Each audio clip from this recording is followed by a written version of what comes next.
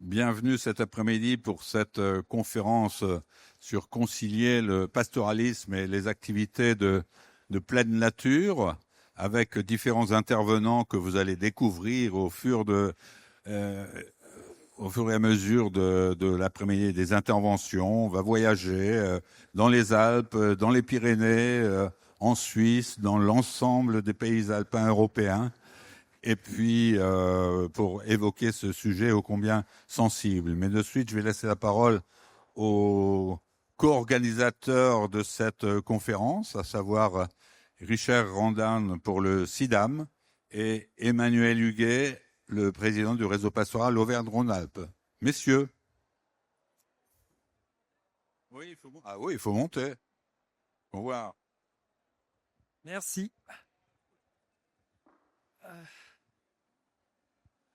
Donc bonjour à tous, merci d'être venus à cette conférence. Donc je me présente, Richard Randan. Je suis éleveur de moutons dans le département du Puy-de-Dôme et je suis ce qu'on appelle un éleveur transhumant. Étant donné que je n'ai pas assez de surface sur mon exploitation, sur le siège de mon exploitation, je pratique le pastoralisme, c'est-à-dire le pâturage d'été en montagne, non loin de mon exploitation quand même, mais je fais une transhumance à pied dans les règles de l'art. Merci d'être ici. Aujourd'hui, vous pouvez le voir, on a un stand pastoralisme qui grandit, qui a grandi depuis l'année dernière, qui grandira encore l'année prochaine en vue de l'année mondiale du pastoralisme.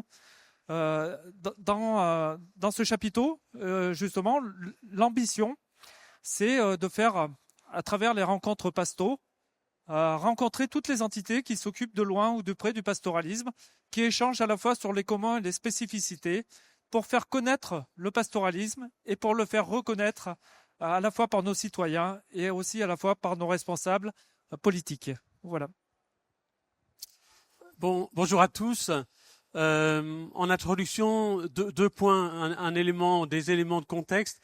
Et puis peut-être par rapport au sujet qu'on va aborder, ma position en tant que président du réseau pastoral.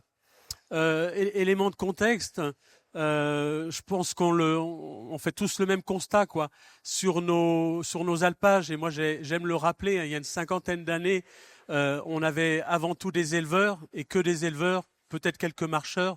Mais en 50 ans, les choses se sont complètement transformées. Et notamment toutes les activités plein air. Moi, j'ai été éleveur. Je me souviens de parapentistes qui venaient nous voir sur les alpages en nous demandant est-ce qu'on peut se poser quelque part, quoi. Les parapentes, c'est une invention récente. Le VTT et maintenant le VTT électrique, c'est des transformations extraordinaires, mais qui ouvrent la montagne et la fréquentation sur nos espaces pastoraux de façon exponentielle, quoi.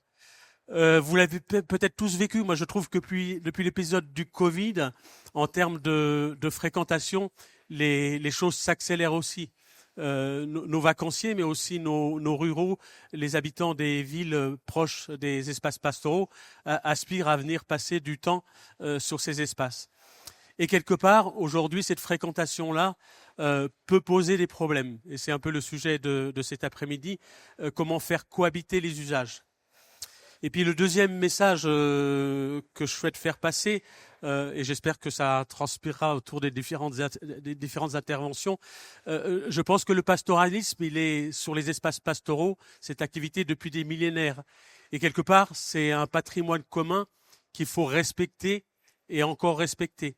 Et les activités nouvelles qui s'insèrent dans ces espaces-là, à mon avis, c'est à elles de s'adapter et à comprendre comment fonctionne le pastoralisme et à adapter leurs pratiques pour que le pastoralisme puisse continuer à s'exercer dans de bonnes conditions. Donc voilà les quelques mots. Je repasse la parole à Philippe. Peut-être un dernier mot, parce que là j'évoque le sujet de la fréquentation de nos alpages. Et c'est le sujet qu'on va évoquer cet après-midi essentiellement. Mais quand on parle de cohabitation, il y a un autre sujet qu'on n'évoquera pas, mais qui est très important aussi, c'est l'aménagement de la montagne. Parce que quelque part, les nouvelles activités nécessitent des aménagements. Quand on parle de VTT, il y a parfois sur les espaces pastoraux des projets de pistes de VTT. Il y a toute la problématique de l'aménagement des pistes de ski, même si c'est pour des périodes hivernales, elles ont un impact l'été, quoi. Mais ce volet aménagement où il y a besoin aussi de la concertation entre les différents acteurs, ça sera peut-être un sujet pour l'année prochaine. Merci Richard, merci Emmanuel. Et de suite, nous allons voyager un peu dans l'ensemble des Alpes européennes avec Lorraine Mosdal, qui est co-directrice de CIPRA France. CIPRA, c'est la Commission internationale pour la protection des Alpes. Et elle va nous parler un peu de cette problématique qui n'est pas spécifique à la France, ni aux Alpes, ni aux Pyrénées, mais à l'ensemble des Alpes européennes. Ça s'est éteint. Ça s'est éteint. Ah. Bonjour à tous. Donc, comme Philippe l'a dit, je m'appelle Lorraine Mosdal et je travaille pour la CIPRA, donc la Commission internationale pour la protection des Alpes, qui est basée dans les 7 pays alpins. Et CIPRA France est basée à Grenoble. Donc, CIPRA s'intéresse au pastoralisme à travers plusieurs angles depuis plusieurs années. Notamment, nos projets les plus récents portent sur le métier de berger, mais aussi...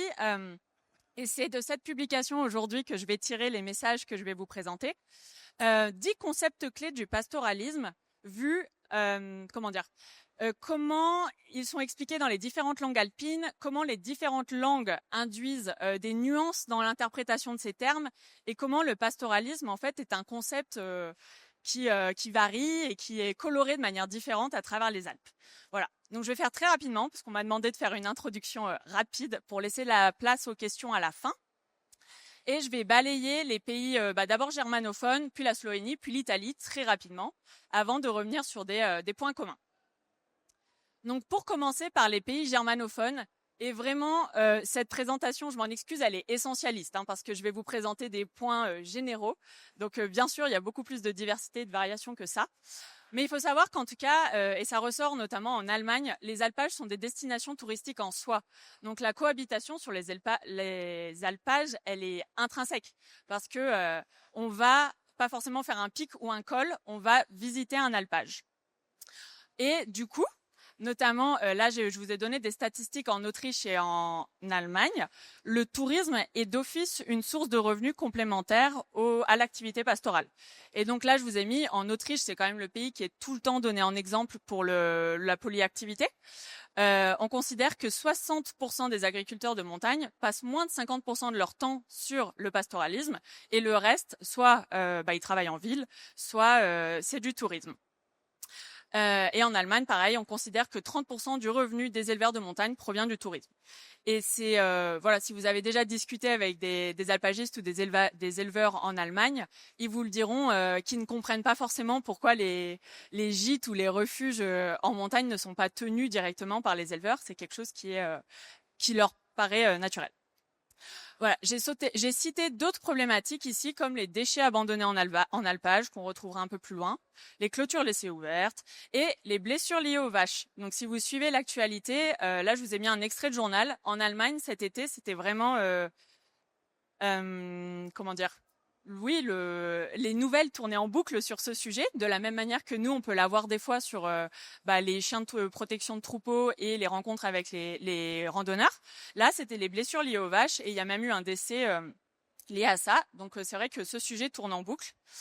Et comme dans tous les autres pays alpins, le problème de la concentration des visiteurs, notamment lié aux réseaux sociaux et au fait qu'on concentre dans le temps et dans l'espace des personnes au même endroit. Donc, je vais passer très vite sur ce point-là qu'on connaît. Et le dernier, par contre, je le trouvais intéressant. Je pense qu'il n'est pas spécifique aux pays germanophones, mais ils ont une manière de le formuler qui me plaît. C'est l'enjeu de... on a cette image d'Épinal, un peu de la montagne, de la nature préservée, qu'on mobilise beaucoup quand il s'agit de discuter, notamment avec les aménageurs de la montagne ou avec les acteurs touristiques. Et il y a des difficultés parfois pour les acteurs pastoraux à s'intégrer dans cette image de nature alpine préservée parce qu'en soi, elle a été travaillée par le pastoralisme depuis plus longtemps que le tourisme. Et donc, ils se retrouvent un peu entre deux chaises dans certains, notamment en Allemagne, cet exemple, je tire de là, dans les discussions à défendre en effet le fait qu'il ne faut pas que le tourisme s'étende de partout, mais que eux ne sont pas à mettre dans le même panier que le tourisme et ont leur place en alpage. Je vais passer maintenant à l'Italie. En Italie, ce que je retiens des études qu'on a pu mener avec la CIPRA, c'est qu'il y a ce concept d'expérience à vivre qui est mobilisé par les opérateurs touristiques pour faire vivre une journée en alpage, faire le berger, faire du fromage. Voilà, ils ont réussi un peu à touristifier, je ne sais pas comment on dit, exploiter touristiquement ce côté pastoral et ce métier, ce qui permet aussi en même temps de revaloriser le métier de berger. Et je le mentionne ici parce que le projet Pastours revient très souvent, mais ça n'existe bien sûr pas qu'en Italie, ça existe aussi en France et en Suisse et en Allemagne. Les programmes de bénévolat pour soutenir le gardiennage des troupeaux dans un contexte de prédation. Donc ils font appel à des associations non agricoles ou pastorales et à des personnes qui viennent passer leur été en alpage pour soutenir le berger. Et finalement, la Slovénie. Alors la Slovénie, je l'ai gardée pour la fin parce que le contexte est radicalement différent. Du fait que la Slovénie elle fait partie de la Yougoslavie, c'est vrai qu'il y a encore une certaine organisation et une certaine manière de faire historique où l'organisation collective n'est vraiment pas le but. Il y a encore beaucoup de... Enfin, le privé est très fort et très important et on ne va pas faire des efforts pour s'organiser collectivement. Même si, ils le font bien remarquer, c'est pas pareil pour l'alpinisme et historiquement, le pastoralisme et l'alpinisme ont toujours partagé des infrastructures. En Slovénie, ce qu'on va avoir d'un peu particulier, c'est le fait qu'on puisse accéder aux alpages par des routes carrossables qui sont pas encore, il y a peu de fermetures de routes. Donc ils ont beaucoup de problèmes d'engorgement des routes et c'est eux notamment qui insistent beaucoup sur les déchets et ce problème de la pollution et des déchets qu'on retrouve en alpage. Et finalement, l'eau. L'eau, c'est un énorme problème en Slovénie et c'est vrai qu'on pourrait bénéficier des retours d'expérience de la Slovénie parce que, comme je vous le disais, on a cette manière de faire avec des terrains privés qui, des fois, viennent tout simplement entraver l'abreuvement des troupeaux parce que si un ruisseau ou une source est sur sa parcelle, il n'est pas question qu'on laisse quelqu'un d'autre y accéder. Au point que la Slovénie est le premier pays de l'UE, il me semble, qui a inscrit l'accès à l'eau dans leur constitution en 2016 parce que cet accès à l'eau pouvait se retrouver menacé par l'accès au foncier tout simplement. Donc ils ont vraiment essayé de délimiter. Ça a même été attaqué cet accès à l'eau au point qu'il y a eu un référendum pour que la population puisse défendre leur accès à l'eau. Donc comme quoi il y a quand même déjà cette problématique très forte de comment on partage la ressource et qui accède où. Alors qu'à l'inverse, les Slovènes, ça fait que 3 ou 4 ans qu'ils nous demandent de parler de protection des troupeaux et que le sujet du loup est revenu sur la table. Donc voilà, on a des sujets croisés comme ça.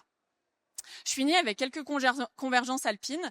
Je passe sur l'effet Covid qui est partagé partout. Cet effet, on a beaucoup de personnes qui sont venues en montagne par période sur des endroits spécifiques. Ces discussions qu'on peut avoir sur comment on fait pour gérer ces flux, sur ce concept de capacité de charge, comment on le calcule, comment on le gère. Je pense qu'en plus, on va peut-être en parler par la suite.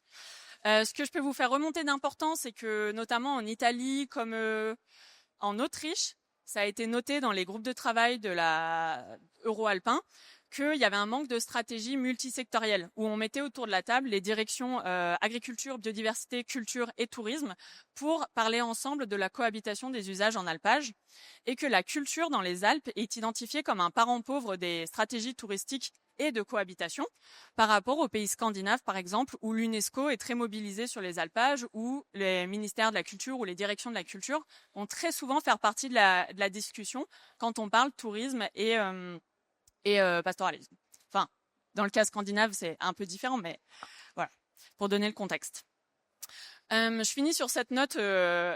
la cohabitation est possible. C'est le titre d'un compte rendu très récent d'un groupe de travail de la Convention alpine qui m'a fait sourire. Comme juste pour dire que dans tous les pays alpins, finalement, il y a des bonnes pratiques qui existent, qu'on arrive à en échanger, etc. Et que ce message est porté par les instances euro-alpines. Donc voilà, c'était un petit clin d'œil pour commencer cette conférence sous de bons auspices. Et si vous êtes intéressé par tous ces exemples et ces points de vue un peu extérieurs à la France et un peu d'autres pays qui viennent d'autres pays alpins, c'est cette publication dont je vous parlais en introduction. Ça s'appelle l'économie pastorale en 10 notions. Elle existe dans toutes les langues alpines et donc pas en anglais, uniquement allemand, slovène, italien, français. Et c'est des experts. Alors pour le coup, je voulais me souvenir de qui avait contribué pour la France et j'ai un trou de mémoire, mais ça vous incitera peut-être à aller consulter la publication sur notre site web. Voilà, merci beaucoup pour votre attention et du coup je passe la parole à Merci Lorraine. Il y aura des questions, mais pour être sûr qu'on remplisse bien notre timing, parce qu'il y a une conférence après, notez vos questions pour les intervenants et on les prendra toutes à la fin sur les différentes thématiques. Merci pour cette présentation. Je ne sais pas s'ils en ont besoin, si peut-être. Ça fait le lien. On va rester dans les Alpes avec ce qui a été dit, le partage aussi en fonction des activités et des gens qui pensent qu'ils sont chez eux, alors que quand on est en montagne, on est obligatoirement chez quelqu'un. C'est là-dessus que notamment le réseau pastoral Auvergne-Rhône-Alpes a travaillé, et j'accueille Anne-Lise Baroudan de la SEA 74 et Sébastien Maillon-Rosset de la SEA 73 qui vont nous parler d'expériences menées par le réseau pastoral Auvergne-Rhône-Alpes. À vous. Merci Philippe. Bonjour à tous.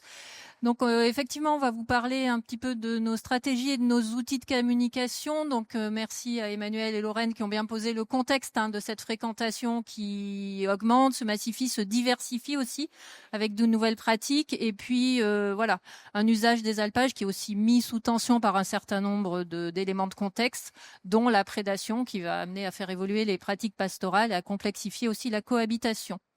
Donc là, aujourd'hui, on va vous parler avec Sébastien au nom de deux réseaux. Le réseau pastoral, donc des services pastoraux de la région Auvergne-Rhône-Alpes, mais aussi le réseau pastoral alpin, puisqu'on travaille des outils et des stratégies dans ces deux réseaux et on essaye de le faire intelligemment pour que les outils se complètent et viennent s'enrichir les uns les autres. Voilà, et donc on travaille dans ces réseaux avec l'appui de nos financeurs que sont la région Aura, et puis pour nos collègues du Sud, la région PACA, et puis le contexte du commissariat de massif et de la CIMA, voilà, qui appuie nos actions à l'échelle des Alpes. Donc dans ces deux réseaux se sont élaborés d'abord une stratégie de sensibilisation. Alors les services pastoraux et puis beaucoup de leurs partenaires sensibilisent depuis longtemps au pastoralisme, avec notamment beaucoup d'actions présentielles sur le terrain. Ce qui s'est mis en place depuis, on va dire, 5 ans ou un petit peu plus, c'est aussi d'investir les outils numériques pour massifier un peu notre communication et puis toucher aussi d'autres cibles qui n'ont pas forcément le temps de venir se renseigner dans un office du tourisme ou envie de communiquer sur le terrain, et donc pour pouvoir diversifier notre communication.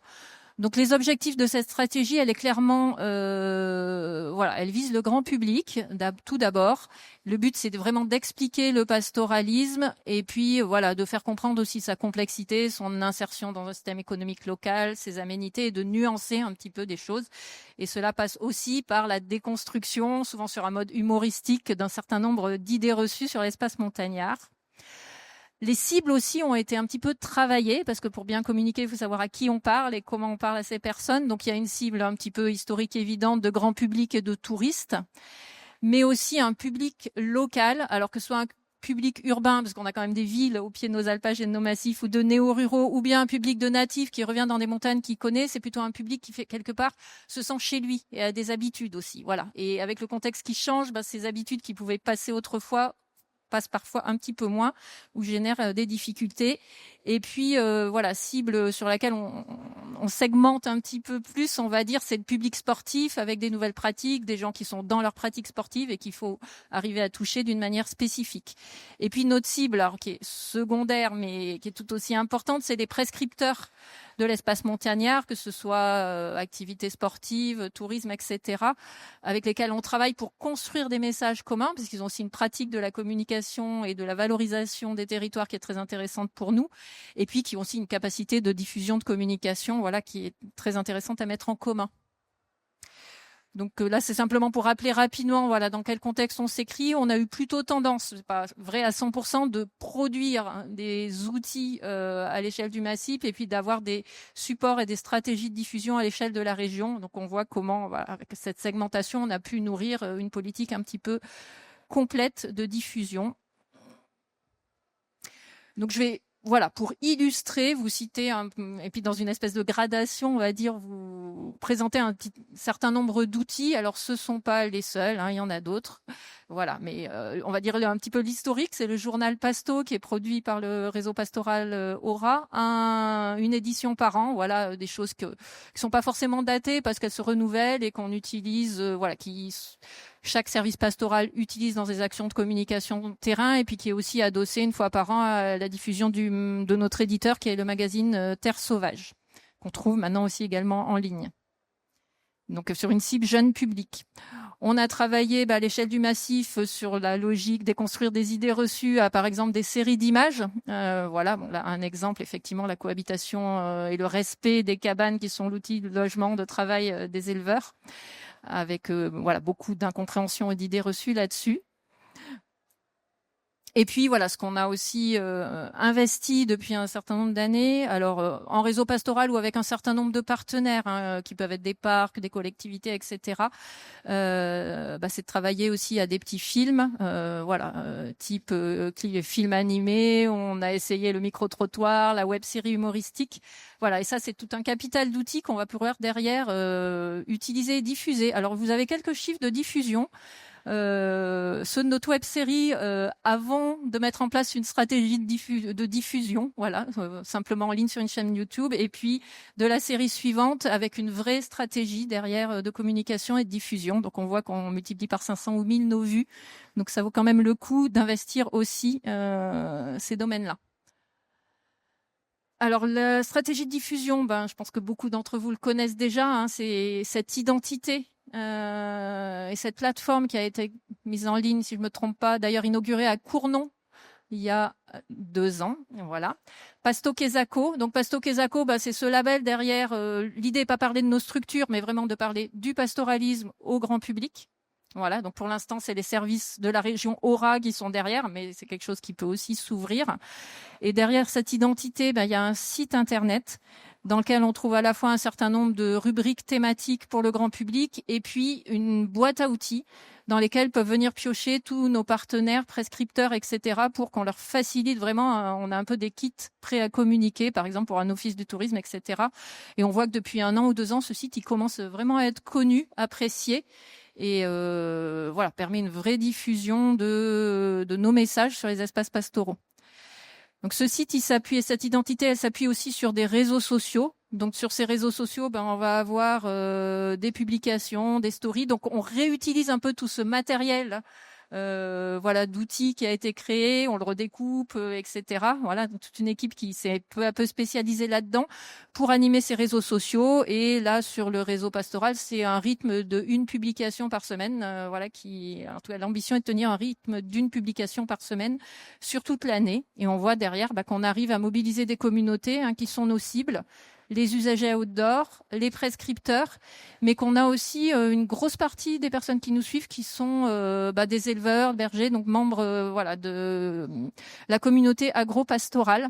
Alors des fois, la manière de parler à ces auditoires peut être un petit peu différente, ça peut générer quelques réactions, mais en tout cas, on voit que les messages qui passent sont globalement soutenus et relayés par la communauté agri-pastorale. Et puis tout cela, ce que je vous disais, on travaille pas tout seul. Et ce qui est vraiment intéressant et qui démultiplie nos messages, qui donne une force de frappe, qui permet aussi de s'appuyer sur des expertises pour construire nos messages, c'est des partenariats. Je vous en cite 2 ou 3. Un partenariat qui a bien fonctionné dès le début de Pasto Quesaco, c'est avec Aura Tourisme, donc l'agence de promotion touristique de la région, avec lesquels on a fait des communiqués de presse communs, un web séminaire et qui nous ont appuyés dans des campagnes de diffusion, avec leur expertise également, puis leur carnet d'adresses. Et puis on a mis progressivement, qui nous ont emmené aussi l'idée du sponsoring de nos vidéos, comme des vidéos de publicité, que quand quelqu'un veut regarder une vidéo, il voit d'abord cette vidéo, et c'est ça qui a fait aussi monter les audiences. Et puis un certain nombre de partenariats qu'on va développer avec des influenceurs, en particulier, mais pas uniquement sur la pratique sportive, pour arriver à toucher via leur réseau de communication, via leurs réseaux sociaux, via les personnes qui suivent, différents types d'usagers de l'espace pastoral. Et donc le premier avec lequel on a travaillé, on travaille toujours, c'est François Daen, qui est un ultra trailer, pratique, qui s'est énormément développé sur nos alpages. Je voulais dire aussi que dans le cadre du réseau alpin, maintenant, on ne travaille plus qu'entre services pastoraux, mais on travaille avec les espaces valléens, donc ces territoires accompagnés par le massif et la région dans leur transition touristique. Et voilà, c'est très intéressant de mutualiser nos outils, de les construire ensemble et d'être dans une logique d'outils libres de droit, parce que vraiment la vocation de ces outils, c'est d'être réutilisés par tous ceux qui le souhaitent. Quand, on va dire, leur formalisation peut être étendue à d'autres territoires. Dernier point, voilà, là on a vraiment parlé d'outils de sensibilisation qu'on envoie sur les réseaux sociaux. Ouais, je vous ai dit qu'au départ, on avait toujours fait aussi du présentiel et de l'humain. On va arriver aussi à des expériences un peu mixtes, en fait, finalement, à partir de ces outils, où certains vont permettre, nécessiter en amont ou permettre d'aller sur de nouvelles médiations. Je vous en cite quelques-uns. Mon expérience avec les chiens de protection, qui est un outil de remontée, de signalement des incidents. Voilà, que les personnes qui rencontrent des chiens peuvent remonter. Nous, ça nous permet déjà de les recenser, d'objectiver aussi le nombre, ce qui se passe, de qualifier, et puis d'intervenir en médiation dans un premier temps vis-à-vis de la personne concernée, puis vis-à-vis de l'éleveur, et éventuellement en intervention sur le terrain pour mieux aménager une situation d'alpage pour qu'elle devienne plus facilement praticable. Un outil qu'on est assez fier de porter, voilà, qui va chercher vraiment dans l'innovation des outils, c'est on essaye, voilà, de développer un outil de casque de réalité virtuelle pour vraiment simuler une rencontre avec des chiens de protection, parce que c'est vraiment un sujet sur lequel, vous le savez bien, on a énormément de demandes. Mais voilà, d'arriver à une réalité virtuelle dans laquelle le comportement de la personne qui vit l'expérience va générer des réactions des chiens. Donc on soit vraiment dans le sensible et l'expérience. Et donc ce projet, il a déjà fait l'objet d'un cahier des charges. Cette année, on va tester les usagers possibles à l'échelle du massif. C'est quelque chose qui se fait avec une médiation aussi. Et c'est ce niveau de médiation qui va être nos soucis. Puis on est en recherche de financement, voilà, parce que là, c'est quelques 150 à 300 milliers d'euros qu'il faut mobiliser pour développer un outil comme ça. Donc il faut vraiment le faire à une échelle sur laquelle ça soit réaliste. Et puis, dernier outil, c'est Mappatou, sur laquelle je passe la parole à Sébastien. Je veux bien la petite télécommande.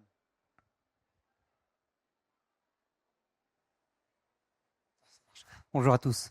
Dans le prolongement des outils proposés par Anne-Lise, ce qui est important pour nous, au-delà de la sensibilisation, c'est de se dire comment on peut aussi rentrer dans des logiques à la fois de sensibilisation, mais aussi de service aux usagers qui viennent sur les alpages, toujours dans le souci d'avoir des pratiques apaisées sur nos territoires. Alors, il y a un nœud sur nos territoires, c'est la prédation, bien évidemment. On n'y échappe pas, en tout cas à l'échelle du massif des Alpes, et puis plus largement. Et aujourd'hui, sur nos territoires, on a beau y tourner dans tous les sens, c'est le chien de protection qui reste à l'heure actuelle le moyen de protection le plus efficace sur nos troupeaux. Vous n'êtes pas censé savoir que ces dernières années, en tout cas jusqu'à il y a peu de temps, que le nombre de loups sur les territoires continuait à augmenter. Et on a l'habitude de dire que face à un loup, il faut un chien. Et bien évidemment, si on fait le parallélisme des formes, eh bien le nombre de chiens de protection n'a cessé d'augmenter sur nos territoires. Donc on imagine, on estime, puisqu'il n'y a pas de comptage propre, mais de 7 à 8 000 chiens de protection à l'échelle nationale. Ce qui n'est pas sans poser de problème, puisque nos montagnes sont des montagnes d'accueil, des montagnes partagées. Et il peut y avoir, Anne-Lise l'a dit en parlant du dispositif Mon expérience avec les chiens de protection, à certains endroits des frottements. Donc il arrive que sur les territoires, leur présence vienne à créer un sentiment d'insécurité, ou du moins de la crainte de la part des pratiquants d'activités de pleine nature. Et on voit en tout cas une demande, et on a vu une demande croissante ces dernières années, de la part des collectivités, des professionnels du tourisme, d'avoir une demande de localisation des chiens de protection, en tout cas de savoir s'il pouvait exister des zones où on pouvait aller se promener sans chien de protection.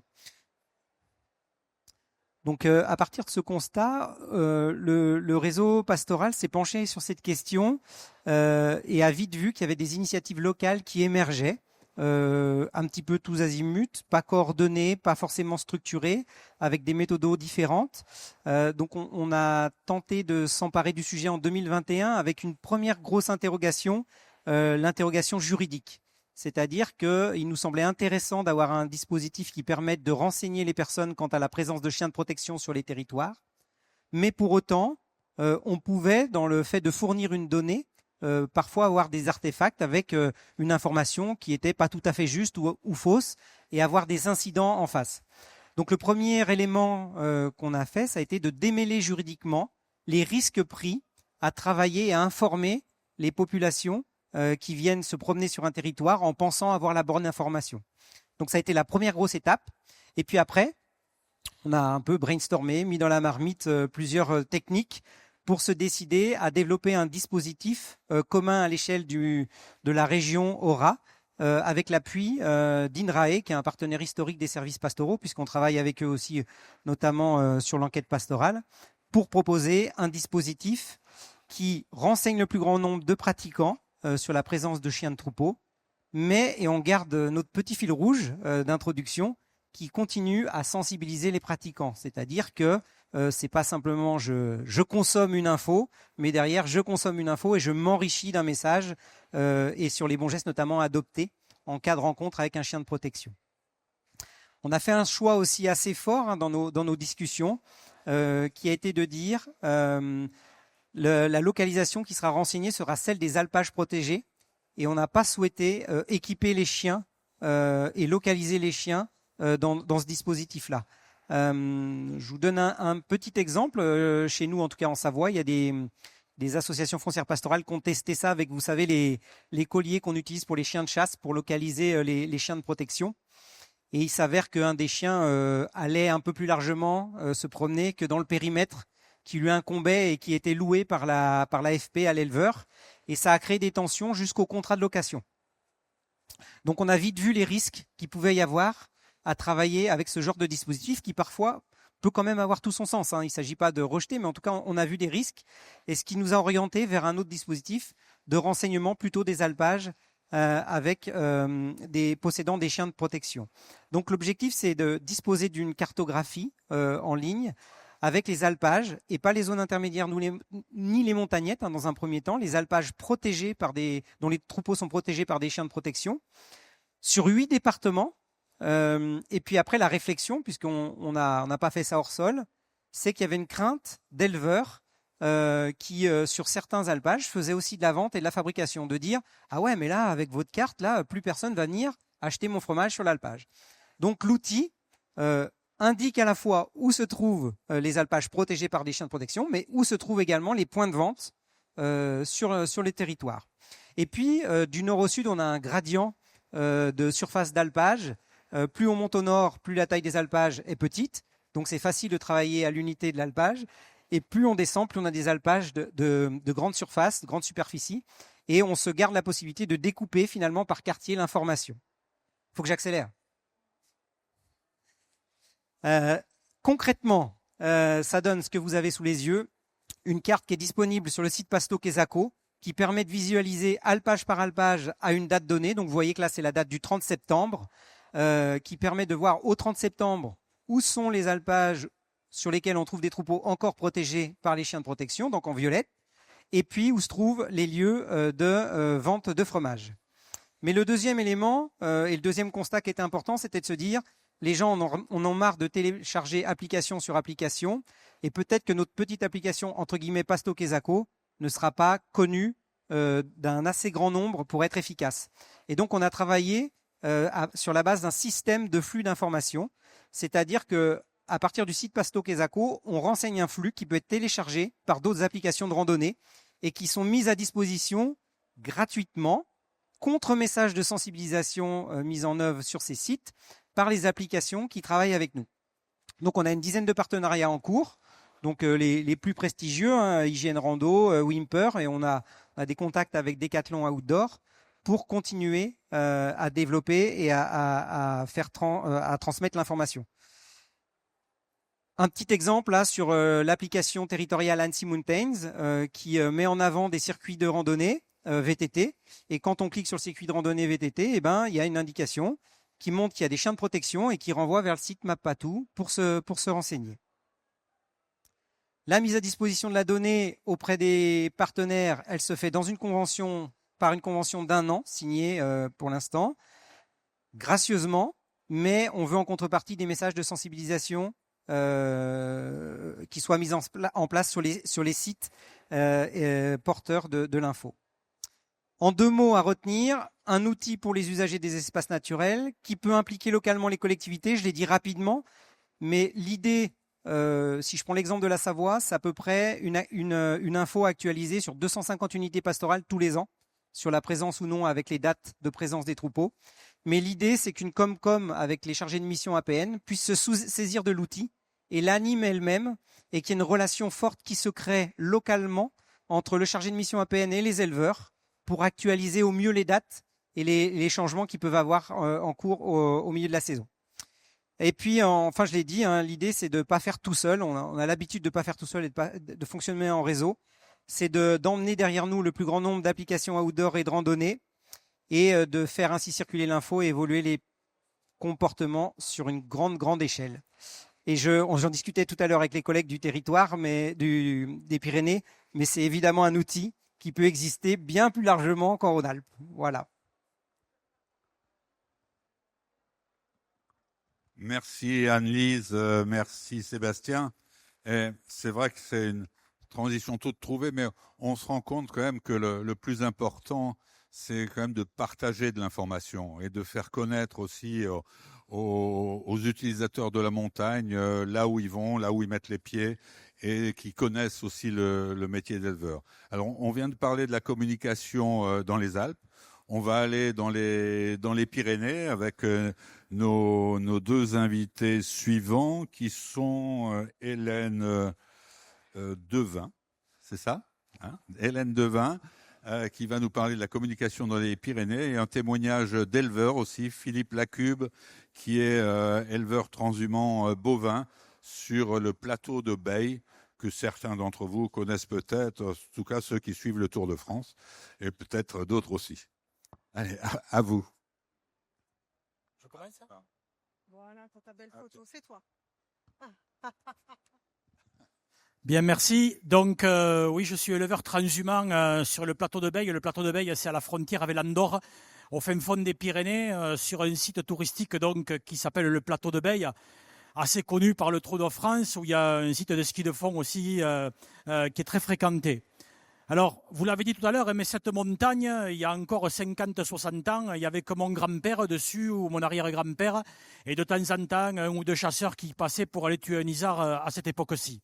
Et puis, petit à petit, ces montagnes où on était chez nous, parce que moi, quand je suis sur ma montagne, qui est au-dessus de la maison, entre 1500 et 2500 mètres d'altitude, je me considère sur mon exploitation agricole. C'est le prolongement de mon exploitation agricole. Je me considère quelque part sur mes terres, sur ma terre. Cette montagne, on l'a ouverte, on a ouvert nos portes. D'abord, il y a eu les randonneurs, puis il y a eu les VTTistes, les kayakistes, les parapentistes. Voilà, un paquet d'usagers. Et je pense ça n'a pas toujours été sans difficulté, mais c'est normal. Quand on ouvre sa maison, c'est pas toujours facile d'accueillir des nouveaux qui arrivent dedans. Et je pense que ça s'est globalement pas mal passé. Et puis, vous l'avez dit, le Covid a amené un nouveau public, voilà, qui n'a pas les codes, qui fait n'importe quoi, qui va faire un selfie avec une vache, voilà, qui attache pas les chiens, qui met les gamins sur le dos d'une vache qui est couchée, enfin des comportements qu'on a du mal à comprendre. Alors moi, ces gens, je leur en veux pas, ils n'ont pas les codes quelque part. Ils sont arrivés, ils n'ont pas les codes, et ces codes, il faut leur expliquer. Et puis il y a le problème des chiens, vous l'avez dit, à deux niveaux. Les chiens des promeneurs, on a quand même du mal à les faire tenir en laisse. Parce que leur chien, c'est toujours le plus gentil, le plus mignon. C'est toujours celui qui fera rien aux bêtes. Et leur chien est toujours exceptionnel. Mais c'est pas la vérité, c'est pas la vraie vie. Et on a un gros problème avec les chiens des promeneurs. Et puis vous l'avez dit, les patous. Même si les patous, je le redis, il y a l'efficacité et puis aussi l'obligation pour nous de les avoir. Hein, parce que si on n'a pas le fameux triptyque patou, regroupement nocturne et berger, on n'est pas remboursé. S'il n'y avait pas d'ours, s'il n'y avait pas de loup, il n'y aurait pas de patou et il n'y aurait pas d'emmerdement. Il faut le redire quand même. Les patous, nous, on s'en passerait. Donc, cette histoire fait qu'aujourd'hui, c'est vrai que c'est devenu très compliqué.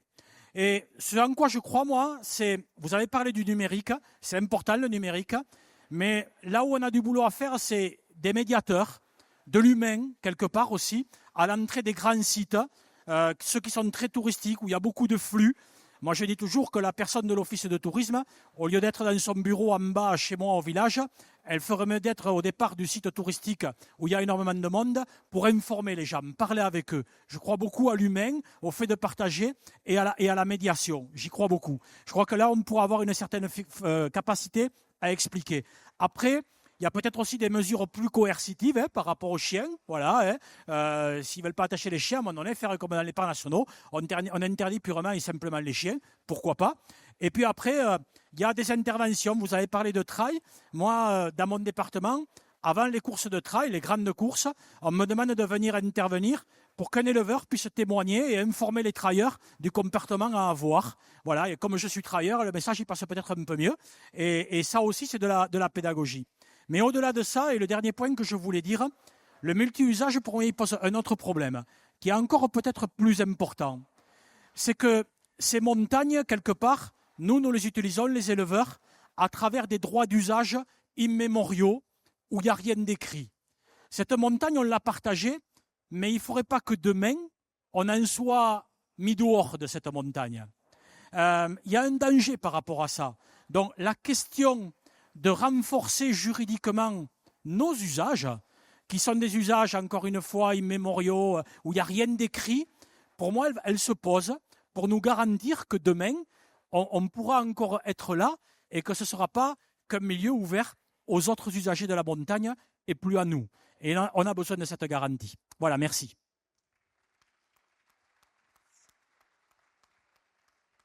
Merci Philippe. Toujours difficile de passer après toi. Donc Hélène Devin, je suis chargée de mission au service pastoral des Hautes-Pyrénées. Moi, je vous propose de faire un gros bond en arrière, hein, parce qu'on parle de cohabitation, mais c'est quelque chose qui est pas nouveau. Hein. Écoutez, je passe. Voilà. Dans le département des Hautes-Pyrénées, dès la fin des années 90, on avait déjà commencé à travailler sur ces usages qui se développaient sur nos estives, comme tu l'as dit, qui étaient avant utilisés uniquement par les éleveurs et qui voyaient arriver une population qui ne connaissait pas nécessairement les codes. Il y a eu tout un travail d'enquête pour savoir la connaissance, notamment la connaissance du pastoralisme de tous ces pratiquants. Et ce qui était ressorti, c'est que c'était avant tout, les mauvais comportements étaient surtout liés à une méconnaissance du milieu pastoral. Ce travail avec des chargés de communication et financé par le Massif pyrénéen a permis d'aboutir à la signalétique pastorale, dont vous avez quelques exemples projetés. Là, on a développé une trentaine de pictogrammes qui, de façon très simple, rappellent les bons usages et les interdictions de comportement sur la montagne. Les pictogrammes, on en a aujourd'hui une trentaine, mis en place depuis les années 2000 sur le département. On est à plus de 2000 panneaux posés sur les Hautes-Pyrénées et surtout depuis le milieu des années 2000, les panneaux la signalétique a été déployée sur l'ensemble du massif pyrénéen. Et depuis les années 2020, cette signalétique est sortie du département du massif pyrénéen et c'est peu à peu étendue sur l'ensemble des massifs, que ce soit au niveau des Alpes, de l'Auvergne. On a aujourd'hui des contacts avec le Jura, avec la Corse, etc. Et l'Andorre, où on retrouve nos pictogrammes. Aujourd'hui, sur une démarche qui est partie d'un département, on arrive à un déploiement national de cette signalétique qui nous permet à la fois d'être connus et reconnus et qui renforce surtout la force des messages quand vous rencontrez les mêmes panneaux dans les différents massifs où vous circulez.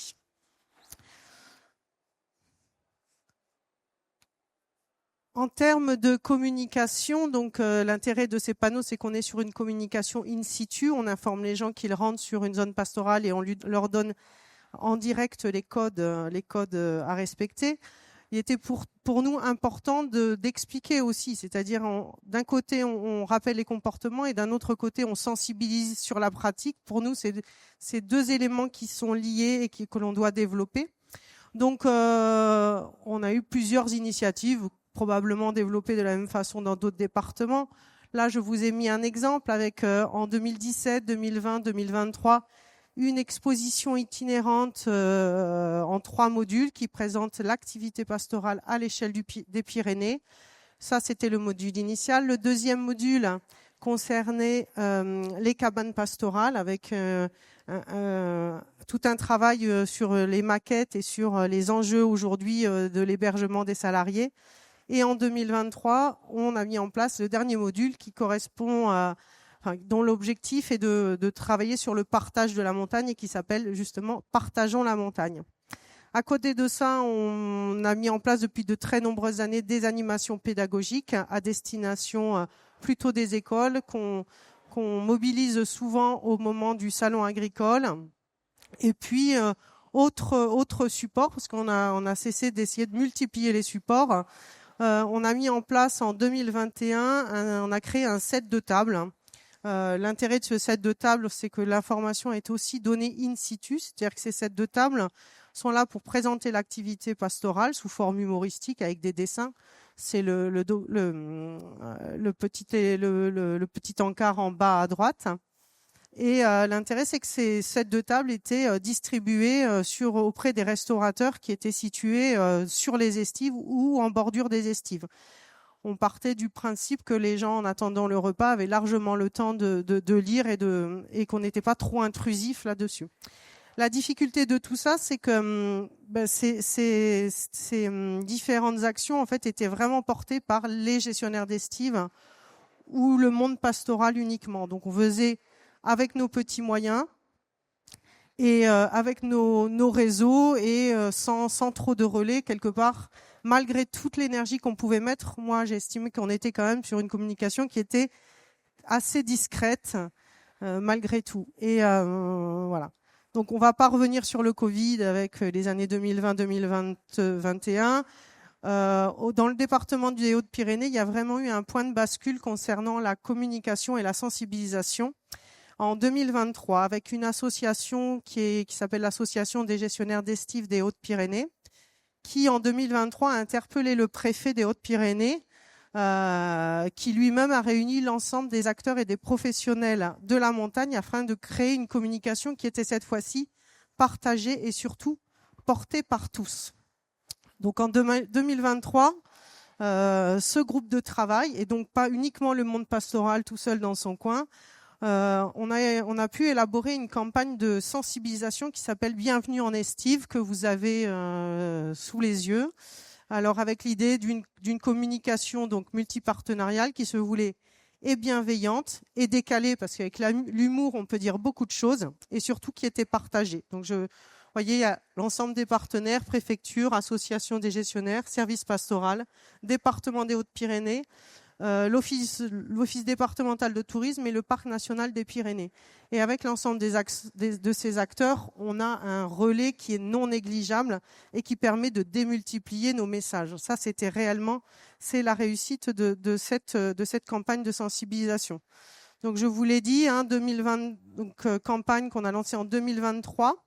Alors, il a fallu qu'on choisisse parce qu'on ne pouvait pas tout dire. On n'allait pas non plus faire une liste à l'après-vert de ce qu'il fallait faire et pas faire. C'est vrai que les gens viennent quand même se détendre chez nous. Donc, l'idée, c'était que ce soit bienveillant. Et on est parti sur 5 messages clés.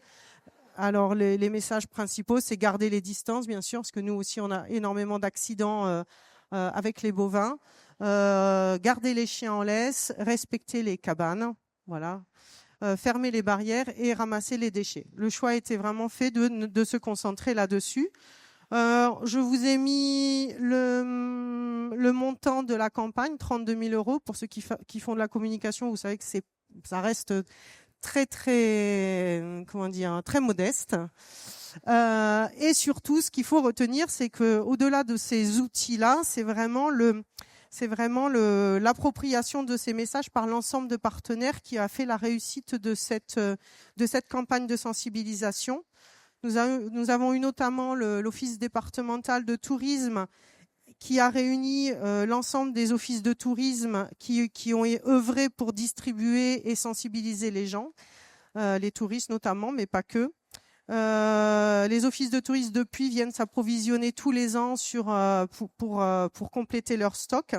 Les gendarmes également sont venus nous demander les documents et qu'ils utilisent régulièrement. On a parlé d'humains tout à l'heure. Dans le même temps, on a travaillé avec le Parc national des Pyrénées qui a mis en place des médiateurs pastoraux sur l'ensemble des 2 départements Hautes-Pyrénées et Pyrénées-Atlantiques. Et c'est vrai que l'humain, c'est quand même le summum en termes de communication. Mais avec plusieurs millions de touristes, on a un peu de mal d'être derrière chacun d'eux. Cela dit, depuis maintenant 3 ans, on a entre 6 et 10 médiateurs pastoraux qui font passer les messages auprès des gens qu'ils rencontrent sur nos montagnes.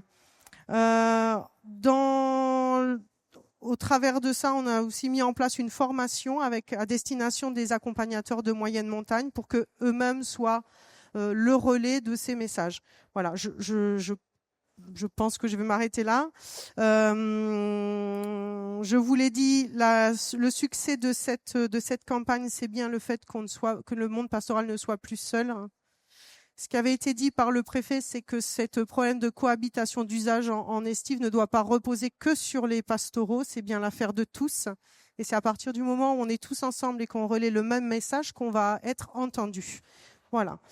Et je voulais juste terminer. Donc aujourd'hui, on a encore beaucoup de travail à faire sur les réseaux sociaux où on est malheureusement peu présent, faute de temps. Donc on saisit la balle au vol. Et la proposition des Alpins de travailler avec vous, avec vos outils et de travailler et de mettre tout ça ensemble. Merci. Merci, c'est l'intérêt aussi de l'intermassif, de partager les... Et je voulais revenir un instant juste sur ce que Philippe disait tout à l'heure sur la reconnaissance du pastoralisme du côté patrimonial. Nous avons reçu ce matin sur le stand des rencontres pasto une délégation de sénateurs. On a fait passer ce message et c'est le même message qui va être passé jeudi matin à la commission parlementaire qui a fait un rapport sur le pastoralisme où ça figure d'ailleurs dans les propositions que le pastoralisme soit reconnu comme entité en tant que telle, notamment au niveau du foncier dans nos estives. On va dire estive plutôt qu'alpage. Ici on va dire estive. Là maintenant on va dire estive. Pour respecter nos amis pyrénéens. Alors je voulais terminer. Nous avons une 3e intervention parce que l'objectif était d'intervenir à 3 voix.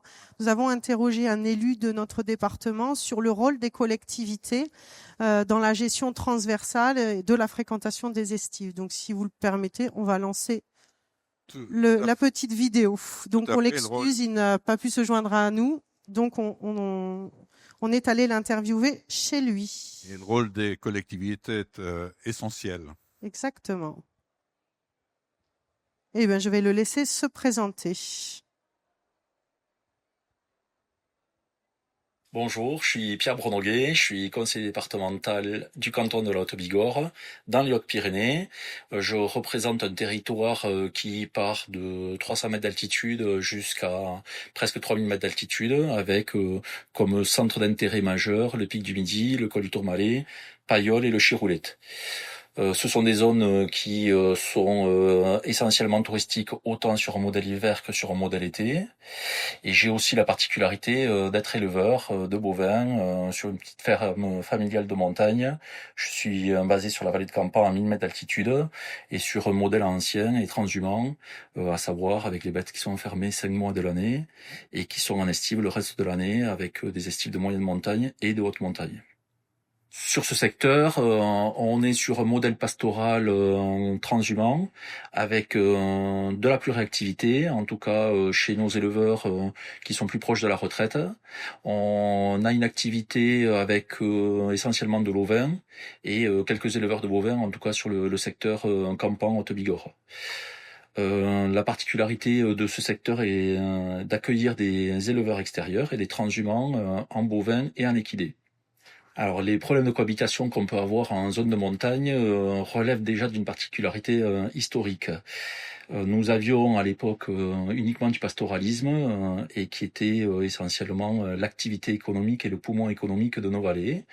La Grande Guerre, la Deuxième Guerre mondiale sont passées par là, l'exode rural également, et aussi les avancées technologiques. Et à partir du moment où EDF s'est intéressé à créer des retenues d'eau, il y a eu automatiquement de l'activité qui est venue éclore, et avec la naissance, après le pyrénéisme, du tourisme de montagne, notamment au travers des stations d'hiver. Ces mêmes stations d'hiver qui aujourd'hui peuvent pérenniser encore sur un modèle peut-être à court terme blanc, mais en tout cas un modèle sur la neige, grâce justement aux éleveurs qui viennent entretenir les paysages de montagne. Les particularités qu'on peut retrouver aujourd'hui, c'est une cohabitation entre plusieurs usages de la montagne. Au-delà de l'élevage et du pastoralisme, nous retrouvons aussi une utilisation de la montagne par nos forestiers. C'est une activité de cohabitation qui marche bien et qui se parle. Et à côté de ça, nous avons aussi les utilisateurs de la montagne, que ce soit pour le vélo, pour le tourisme, pour la marche, pour la pêche sportive. Et effectivement, on se retrouve à un moment donné avec une cohabitation qui peut parfois être peu sécurisante pour les pratiquants et qui peut être très pénalisante pour les éleveurs.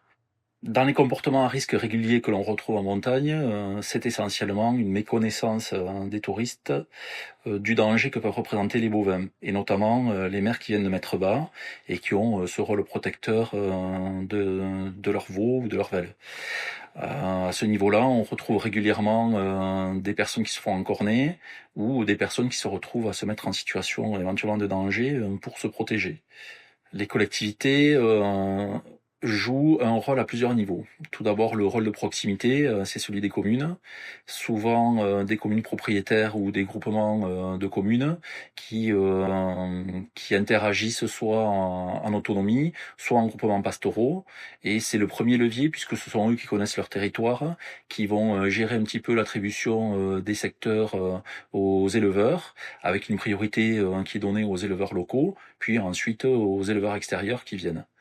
Ça, c'est le premier levier. Ce sont eux qui sont quelque part qui maîtrisent le mieux la problématique de leur territoire et qui peuvent éventuellement avoir des actions à la fois de cohésion et de prévention à ce niveau-là. Le deuxième échelon, c'est l'échelon un peu plus large, c'est l'échelon de l'intercommunalité. Et à ce niveau-là, c'est plus le maire et les conseillers communautaires qui peuvent se faire le relais des choix qui ont été faits sur le secteur de leur commune qui est concerné. Et ensuite, un échelon qui est plus structurant pour le territoire, c'est l'échelon départemental et régional. Départemental en matière de communication, puisque le département des Hautes-Pyrénées finance des actions de prévention et de communication au travers des supports touristiques. Et la région, plus pour un levier de déblocage et de recherche de fonds à l'échelle européenne. Quoi qu'il en soit, ces trois collectivités cohabitent et partagent leur expérience au sein des différentes réunions à partir du moment où un projet commence à émerger. À l'heure actuelle, on respecte toujours les choix qui ont été faits dans le secteur donné par le gestionnaire d'estive qui est concerné. Ensuite, la cohabitation, elle se fait naturellement. À partir du moment où vous êtes sur un secteur donné, on peut prendre par exemple le domaine skiable du Grand Tourmalet. On applique les règles d'estive que veulent la commune auprès de ses éleveurs. Et ensuite, le gestionnaire d'estive fait part de ces éléments ensuite au gestionnaire du domaine skiable qui lui va réaliser ses plans de maintenance en avertissant en fonction d'une zone. Il faudra pas de bêtes à cet endroit-là parce qu'on va faire une grande campagne d'entretien d'une remontée mécanique, etc., etc. Donc à ce niveau-là, ça communique. En matière de fonctionnement avec les offices du tourisme, on s'appuie sur la communication qui a été décidée au niveau départemental avec une explication, avec des pictogrammes, des flyers, certains restaurants ont fait aussi le choix d'acheter des supports et des sets de table sur lesquels on retrouve les bonnes pratiques à avoir et en tout cas à expliquer à nos touristes qui viennent profiter de la montagne. Nous avons la chance et la particularité d'avoir une réserve naturelle de biodiversité qui s'appelle la réserve du Néouviel.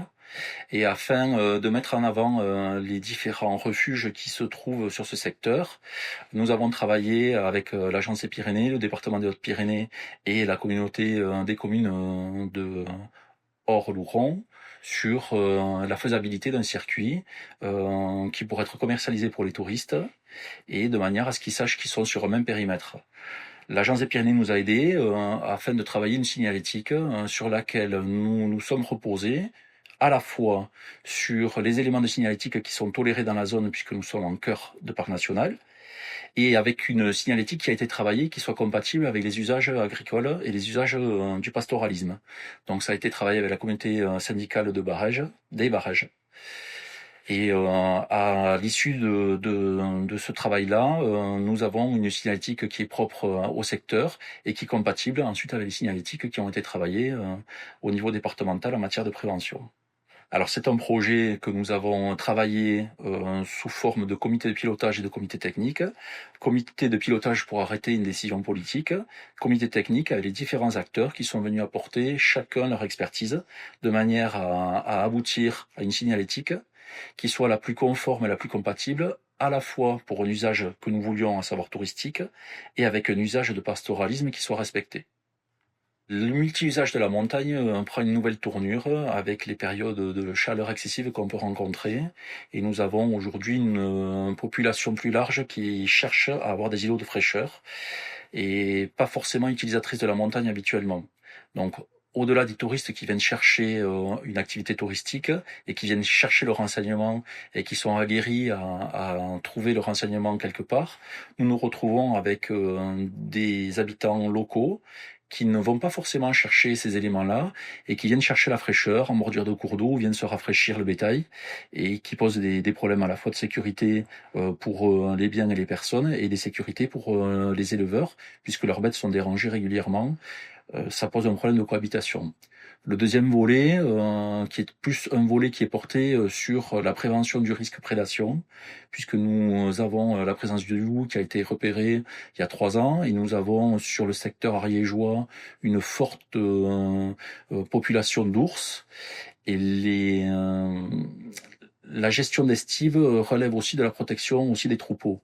Et on se retrouve aujourd'hui avec une cohabitation entre la protection des troupeaux par les chiens et l'usage touristique qui peut être parfois fort compromise, puisque des chiens peuvent avoir l'impression de prédation sur le troupeau, et on se retrouve avec des cas de figure de morsures, ou en tout cas de touristes qui ont été coursés.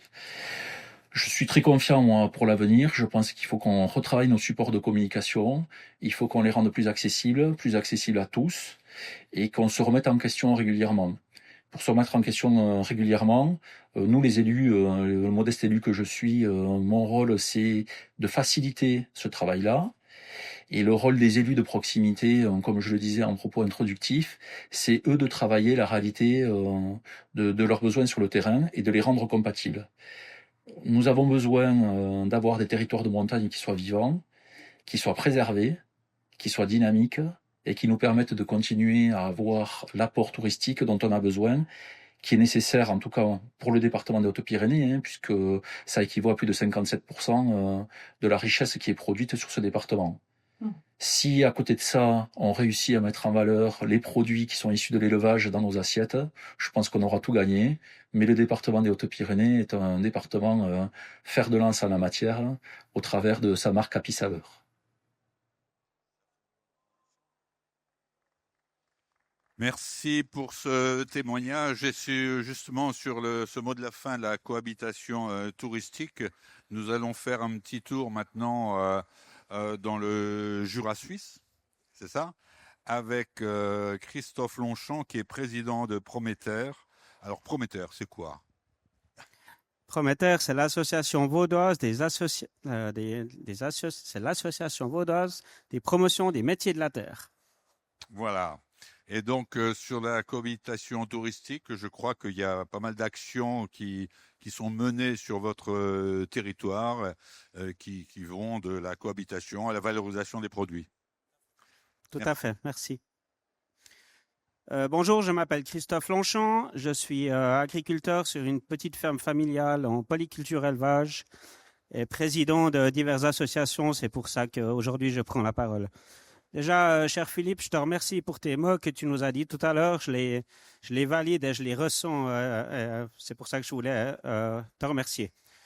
D'autre part, la France, la Suisse, on a deux pays, déjà la même langue, ça c'est déjà plus simple. Et puis, d'ailleurs, vous l'entendez par mon petit accent, ça c'est bien de la Suisse.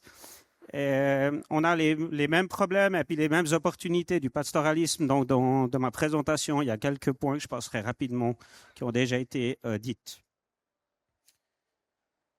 Voilà quelques points que je désire prendre maintenant. Présentation d'Agora et de Prométhère, présentation des conditions suisses. En gros, cohabitation pour l'utilisation du patrimoine montagnard est un point important, mais qu'on a déjà discuté, les déchets.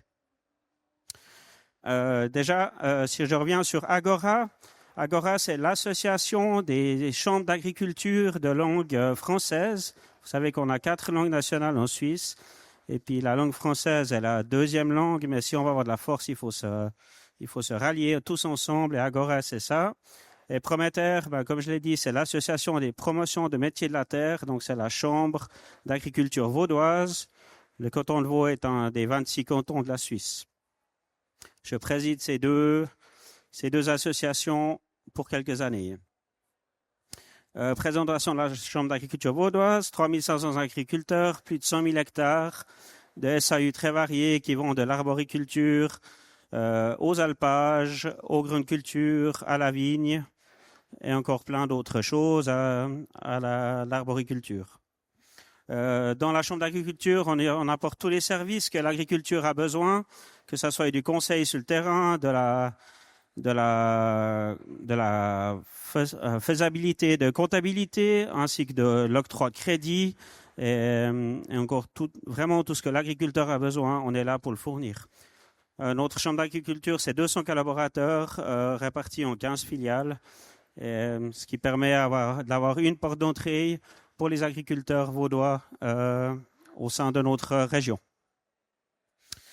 Les conditions suisses, alors en gros, mais sur notre canton, on a deux chaînes de montagnes. On a le Jura, à peu près 1000 mètres d'altitude, des montagnes que je qualifierais de faciles. Peut-être que ceux qui sont dessus ne diront pas la même chose. Une utilisation plutôt avec des vaches laitières et de la production de fromage sur les alpages. Et puis on a les Alpes, 1500, 2500 mètres d'altitude, là où l'agriculture est active, plus difficile. Utilisation plutôt avec des vaches allaitantes et des ovins, mais Marion, qui est là avec nous dira qu'elle arrive aussi à produire du lait dans les Alpes. La cohabitation, vraiment cohabitation, c'est un mot qu'on a entendu plusieurs fois. C'est ce qu'on doit essayer d'arriver à maintenir sur nos patrimoines montagnards. Et une spécificité, je pense que c'est une spécificité de nos régions. C'est des chalets d'alpage qui ont été transformés en buvettes ou en petits magasins pour vendre les produits sur les montagnes. Et même certains sont maintenant été transformés en restaurants. Et puis, vu qu'il y a moins de neige, des restaurants qui sont même ouverts maintenant à l'année, qui sont une belle mise en avant des produits transformés, mais qui amènent aussi du monde sur les exploitations, facile dans le Jura, facile à arriver avec des voitures, et qui amène les problèmes, comme on en a discuté. Et puis, le tourisme, les marcheurs, vélos et autres sports, on en a déjà parlé. Voilà, si on arrive à jongler tout le monde sur la même ligne, ça va bien. J'étais dans les Alpes vaudoises avant-hier, et puis des pistes de vélo ont été aménagées à côté des pistes de promeneurs, et puis on arrive à peu près à trouver une bonne cohabitation si les gens respectent ce qui a été dit. Et puis les déchets, on en a parlé, donc je ne vais pas m'allonger. La pollution, autant de dégradation, les risques pour les animaux, les canettes dans les fourrages, ça c'est vraiment un gros problème. On a autant en France qu'en Suisse des bêtes qui décèdent chaque année à cause de ceci. Ça fait vraiment beaucoup d'informations. Les crottes de chiens qui amènent la néosporose, donc c'est cette maladie qui fait avorter les bêtes. Et puis aussi, comme il a été dit, les chiens des promeneurs, c'est un problème. Les chiens de protection de troupeaux, c'est pas facile. Et puis d'arriver à faire cohabiter tout ça, voilà, c'est notre travail. Et puis je vous remercie de m'avoir donné la parole. Merci Christophe. On va passer un regard plus large au niveau national parce que c'est, comment dirais-je, ces interventions, on l'a vu sur les territoires et tout. On a parlé là de parcs nationaux, mais il y a les parcs régionaux aussi qui sont très impliqués à la fois puisqu'ils défendent, comme d'autres, et le tourisme et le pastoralisme. Et nous accueillons Gwenaëlle Parizet qui représente ici la Fédération nationale des parcs régionaux, qui va nous donner un peu l'approche de ces parcs par rapport à cette situation. Merci Gwenaëlle.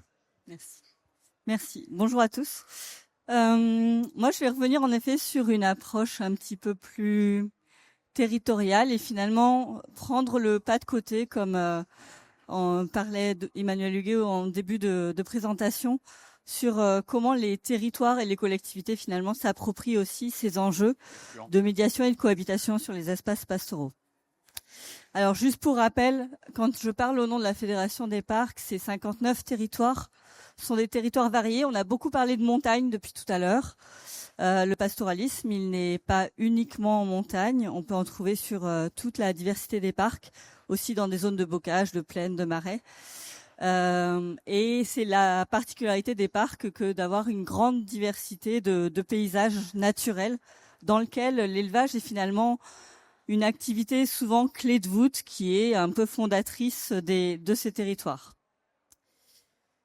Du coup, en tant que parcs naturels régionaux, on a un programme qui se base sur l'identification des enjeux spécifiques de ces territoires et autour des enjeux liés à l'élevage, on a 4 grands domaines sur lesquels les parcs ciblent leur action. Évidemment, l'enjeu de l'élevage pour les territoires ruraux de parcs naturels régionaux, c'est avant tout l'enjeu de l'activité économique et des produits de qualité, mais c'est aussi des enjeux écologiques en termes de maintien d'espèces, d'habitat, des enjeux de maintien de paysages. Là, vous voyez la haute chaîne du Jura, mais aussi les parcours méditerranéens, et puis tout ce qui est patrimonial autour de l'élevage, que ce soit les notions de transhumance, de savoir-faire culinaire, de savoir-faire artisanaux que crée l'élevage. Donc c'est vrai que souvent on peut se dire que comme c'est une activité socle de ces territoires ruraux, elle est un peu fondatrice et elle va donner les orientations pour les autres activités. On aimerait que les autres activités s'appuient finalement sur ces richesses-là. Et en même temps, nos territoires ruraux de parcs, ils s'appuient sur un autre pilier économique qui est le développement des enjeux, des activités touristiques et de l'image nature et de toutes les activités de pleine nature, qui se basent aussi sur les paysages, en particulier façonnés par l'élevage. Du coup, dans nos projets de territoire, on se pose souvent la question de la place finalement de l'élevage entre toutes les activités qui peuvent se développer. Et si c'est une activité majeure pour l'économie, mais aussi sa place en termes de gestion de l'espace, etc. Et puis de plus en plus, avec les évolutions, le changement climatique, les difficultés de certaines filières, notamment en territoire de montagne, on se pose la question de et s'il y avait un recul de l'élevage, quelles incidences ça pourrait avoir aussi pour les autres activités. Donc les risques de fermeture de paysages, les risques incendie, la perte de l'attrait touristique et la perte, pourquoi pas, d'une certaine biodiversité aussi dans certains cas. Je voulais remettre ce petit cadre parce que finalement, quand on parle cohabitation, il faut se poser toutes ces questions de comment les activités vont s'articuler. Et on a beaucoup parlé outils depuis tout à l'heure, mais finalement, c'est aussi une articulation avant tout d'activités portées par des hommes. Et donc, les parcs se posent la question de comment on articule ces différents aspects. Et plus particulièrement depuis le retour de la prédation sur ces territoires, on a des nouveaux éléments qui viennent un petit peu crisper les situations, notamment avec le retour des chiens de protection. On l'a abordé depuis tout à l'heure comme un fil conducteur discret. On n'ose parfois pas vraiment le dire, mais finalement, c'est un lien très fort au retour de ce prédateur, de ce grand prédateur qu'est le loup, qui vient cristalliser des conflits là où finalement, avant, on ouvrait nos montagnes et ça se passait pas si mal, même s'il y avait aussi une moindre fréquentation qu'aujourd'hui. Donc aujourd'hui, les parcs, leur objectif, c'est aussi d'anticiper les conflits quand on est en termes de cohabitation des usages. Notre objectif, c'est de réussir à anticiper au mieux. Anticiper, alors, une fois qu'il y a déjà des situations de cristallisation de problèmes possibles, forte fréquentation, présence de chiens de protection, etc. Mais aussi anticiper par rapport à l'arrivée, notamment l'arrivée des chiens de protection dans des territoires où il y en a encore assez peu. Donc réfléchir comment on va faire en sorte que ce soit accepté par tous sur les territoires, autant les acteurs touristiques que par les éleveurs, comme ça devient un des outils indispensables pour la protection.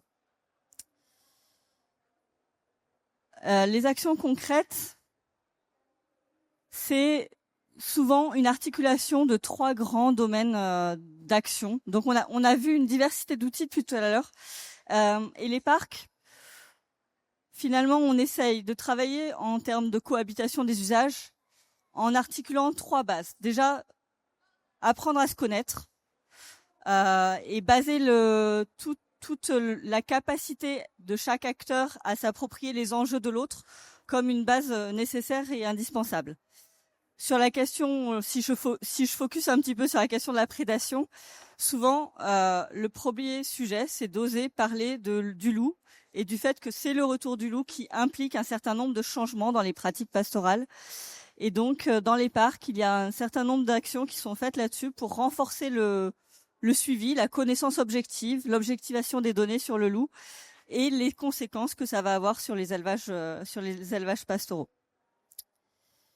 Et puis ensuite, on va déployer du coup les outils de sensibilisation. L'idée, c'est de dire que souvent dans nos outils de sensibilisation, on est prescripteur de bonnes conduites à adopter par d'autres que par nous.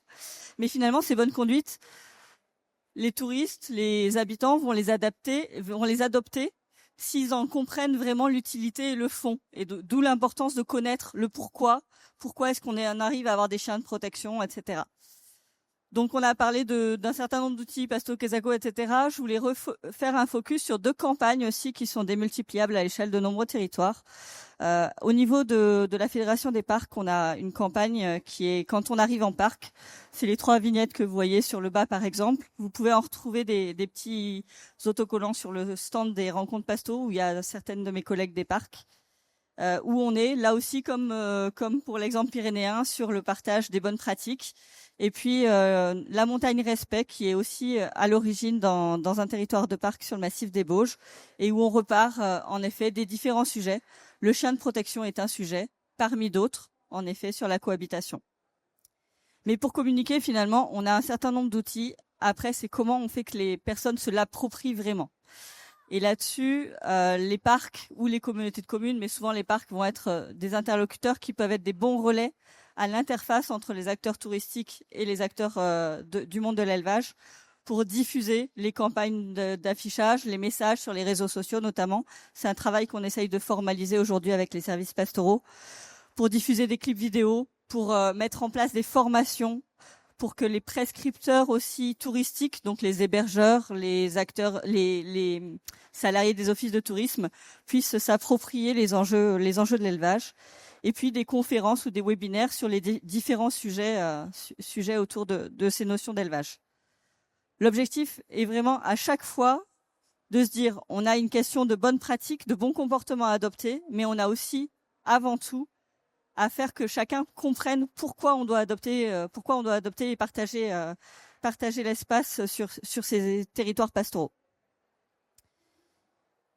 Et puis en dernier point, on se positionne aussi en médiateur. Alors on a parlé tout à l'heure des médiateurs pastoraux qui vont à la rencontre des touristes sur les sentiers, sur les sites touristiques à haute densité, on va dire, où c'est facile de mettre quelqu'un pour aller rencontrer des touristes.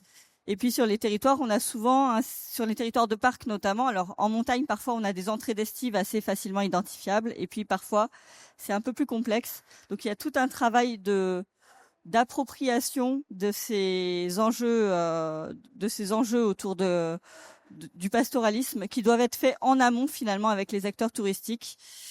Là-dessus, on a 2 types de travaux, soit des travaux, des espaces de partage, des commissions mixtes, des lieux de discussion sur les réalités des uns et des autres, parce que Comme le disait Monsieur Huguet, certes, il faut que les activités touristiques s'adaptent aux contraintes de l'élevage, mais parfois c'est bien aussi d'entendre les deux côtés pour pouvoir aussi, pourquoi pas, adapter, assouplir un petit peu, notamment par exemple sur les organisations d'événements sportifs. On a des travaux qui se mettent en place pour former les organisateurs d'événements sportifs à anticiper la cohabitation possible avec l'élevage, mais aussi du coup permettre des espaces de rencontre en amont des événements sportifs pour que, si besoin, l'éleveur puisse dire bon bah là le plus simple ce sera que sur un temps court j'enlève mon troupeau de cette zone-là, le temps de l'événement, ça limitera les risques de rencontres, etc. Et puis de manière un peu plus construite et un peu plus élaborée, le parc du Vercors a aussi travaillé sur la création d'un récit commun où l'objectif a été vraiment de faire le tour de l'ensemble des acteurs, associations de protection de la nature, chasseurs, éleveurs, représentants des acteurs touristiques, pour refaire le point sur qu'est-ce qu'on a de commun ensemble sur ces montagnes, ce sur quoi on s'entend en termes de cohabitation nécessaire et qui peut poser le socle en fait de débats qui soient objectivés et solides, on va dire, pour ensuite voir où sont nos divergences et travailler sur des actions un peu plus concrètes là-dessus. Derrière ce récit commun qui a fait l'objet d'un long travail sur plus d'1 an et demi, 2 ans, il y a eu un plan d'action élaboré, une exposition de créer, des webinaires, des formations pour les animateurs de nature qui a été faite, qui permet aussi de à chaque fois recontextualiser, reterritorialiser les connaissances sur le pastoralisme, c'est-à-dire qu'au-delà des grandes campagnes nationales, aussi se dire quelle est la réalité pastorale de mon territoire qui est indispensable. Voilà pour un bref balayage de ce que les parcs peuvent faire à une échelle locale et nationale. Et puis voilà, des petits points, plus d'interrogations sur en effet aujourd'hui l'interrogation que le loup pose sur la place des troupeaux par rapport aux autres usagers des territoires. Et puis la question qui a été déjà reprise par une des personnes avant, mais c'est de comment on fait accepter finalement les conséquences du retour de loup à l'ensemble des acteurs d'un territoire et pas seulement supporter par les éleveurs le poids de la protection notamment et des chiens de protection, des clôtures électrifiées, de la présence de bergers, etc. Voilà. Merci Gunel. Je demanderai à tous les intervenants de venir sur scène puisque je vous avais promis au début que nous prendrions des questions sur l'ensemble des interventions qui ont été proposées. Donc, ils seront tous là autour de moi. Si vous avez des questions à poser aux uns et aux autres, c'est le moment avant que nous demandions à Delphine Bontou, qui est commissaire adjointe du Massif des Alpes, de procéder à la conclusion de tout ça. Voilà. Qui ouvre le bal? Je vais descendre peut-être avec le micro. Qui veut poser? Qui commence? C'est toujours la première qui est la plus difficile. Est-ce que vous vous souvenez d'ailleurs de toutes les interventions? On va depuis le début. Je rappelle que c'était. Oui, j'arrive. Oups, j'ai failli louper la marche.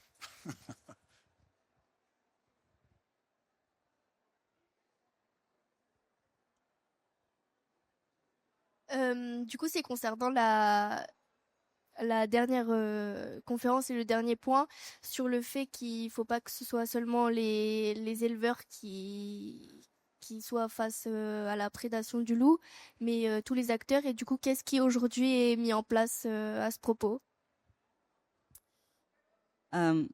Concrètement, on a un travail qui s'élabore là sur le lien entre espace valléen et services pastoraux, justement, pour intégrer vraiment la diversité des outils qui ont été construits par le monde pastoral pour les intégrer dans les stratégies touristiques portées par les espaces, notamment les territoires de parc.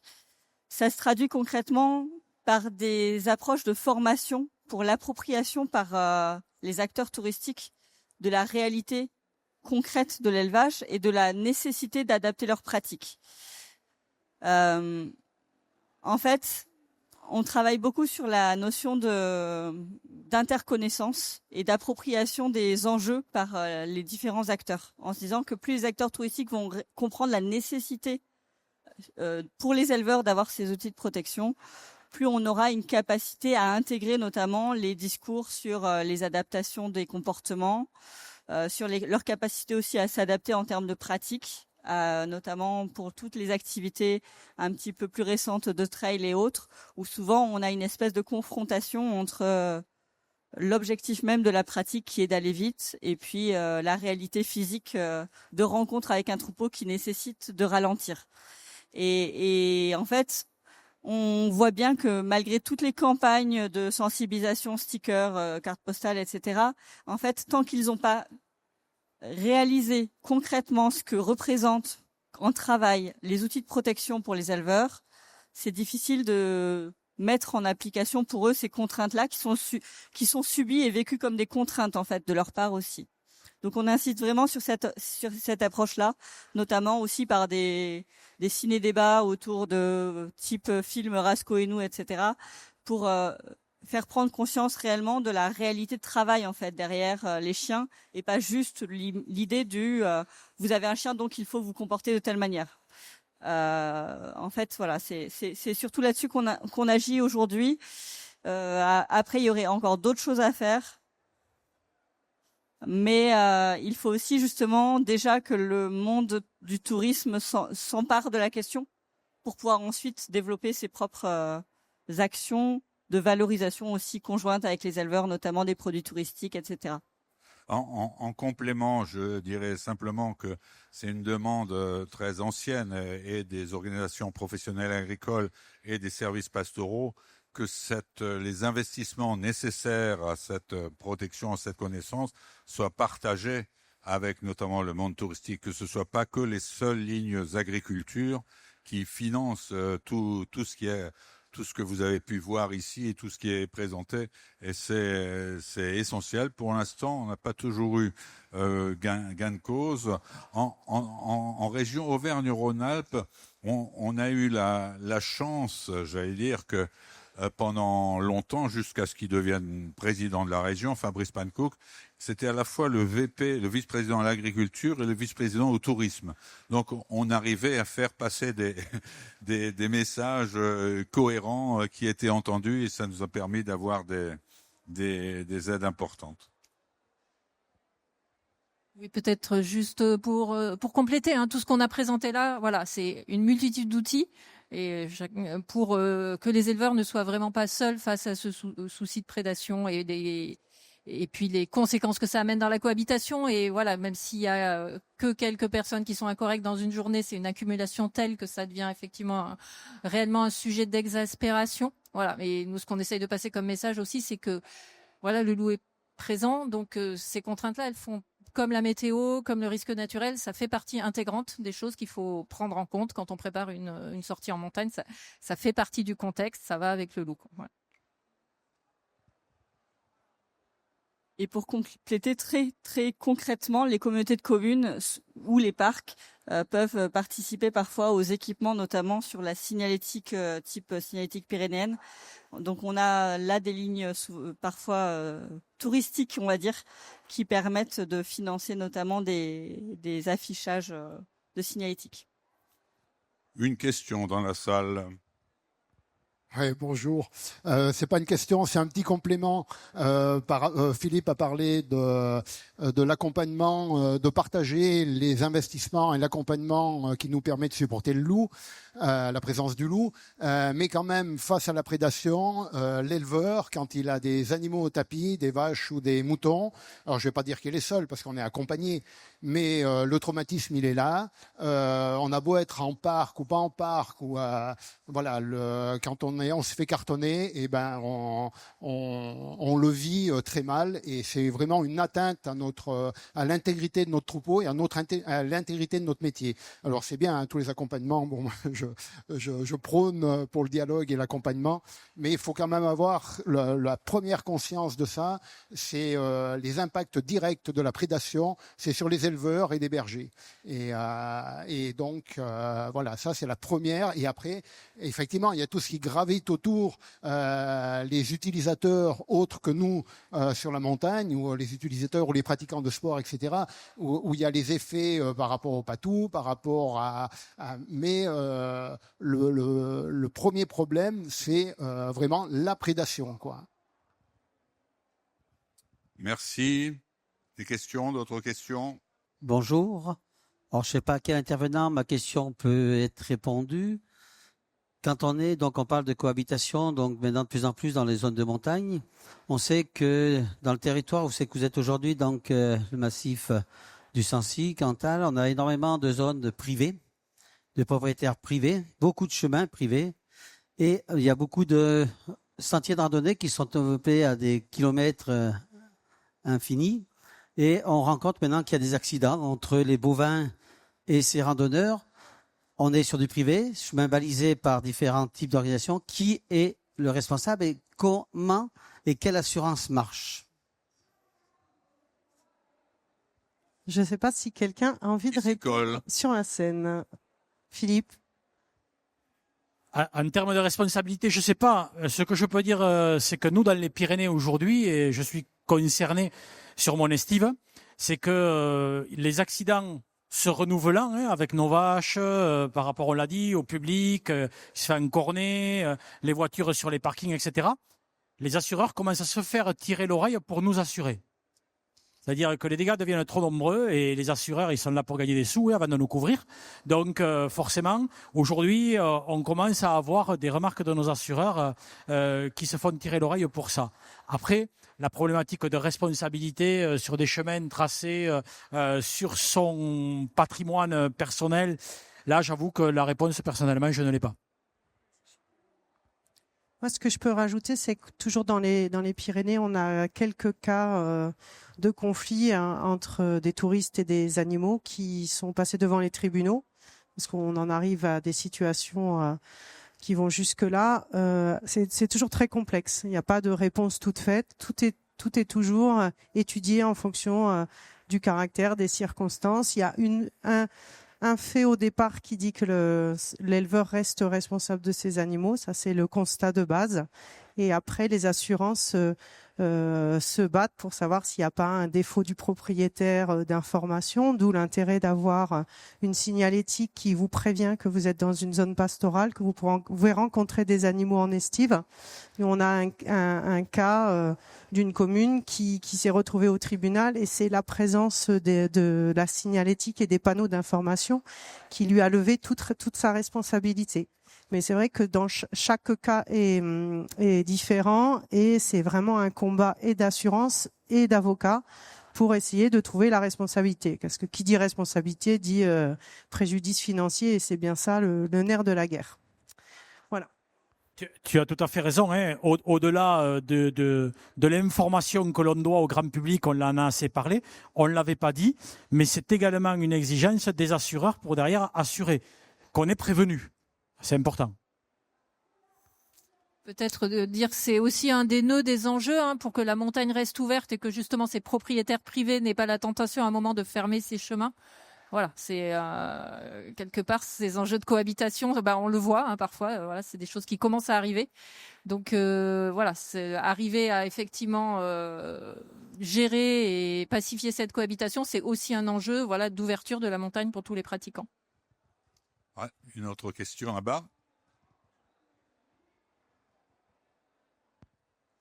Merci à tous pour les exposés. J'avais une question par rapport à ce qu'a dit Philippe tout à l'heure sur les droits immémoriaux pour les éleveurs sur l'usage du territoire pastoral.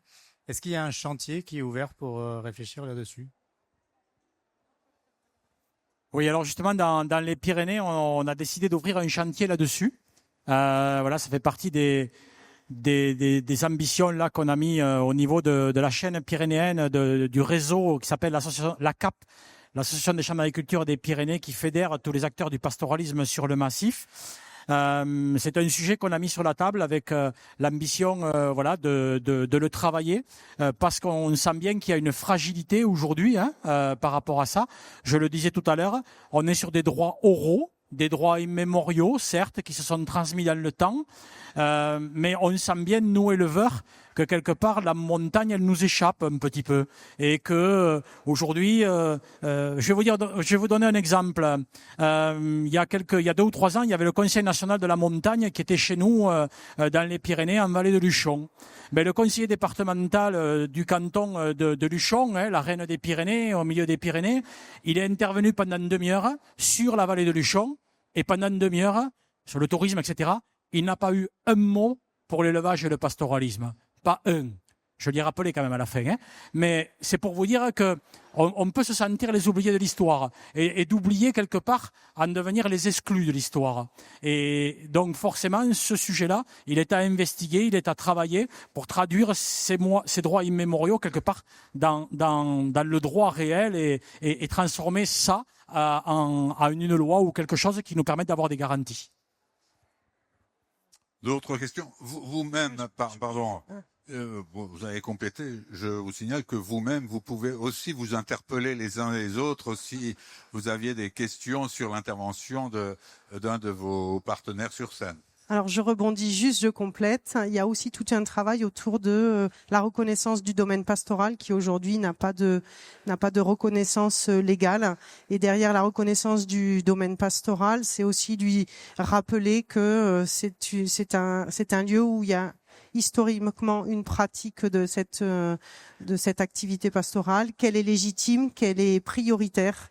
Et je crois qu'il y a vraiment, pareil, un chemin à ouvrir là-dessus et du travail à faire pour faire reconnaître notre activité qui est très discrète et qu'on oublie très, très, très rapidement. Donc moi, j'avais une question, mais c'était pour Sébastien. Moi, je m'interrogeais sur la remontée des informations à l'échelle des 8 départements sur le MAP Patou. Comment vous organisez ça à l'échelle de la région? On est soutenu annuellement par la région, donc on a une convention. Le réseau pastoral a une convention d'objectifs avec la région qui est triennale et qui est renégociée tous les ans pour définir des objectifs sur lesquels on souhaite travailler.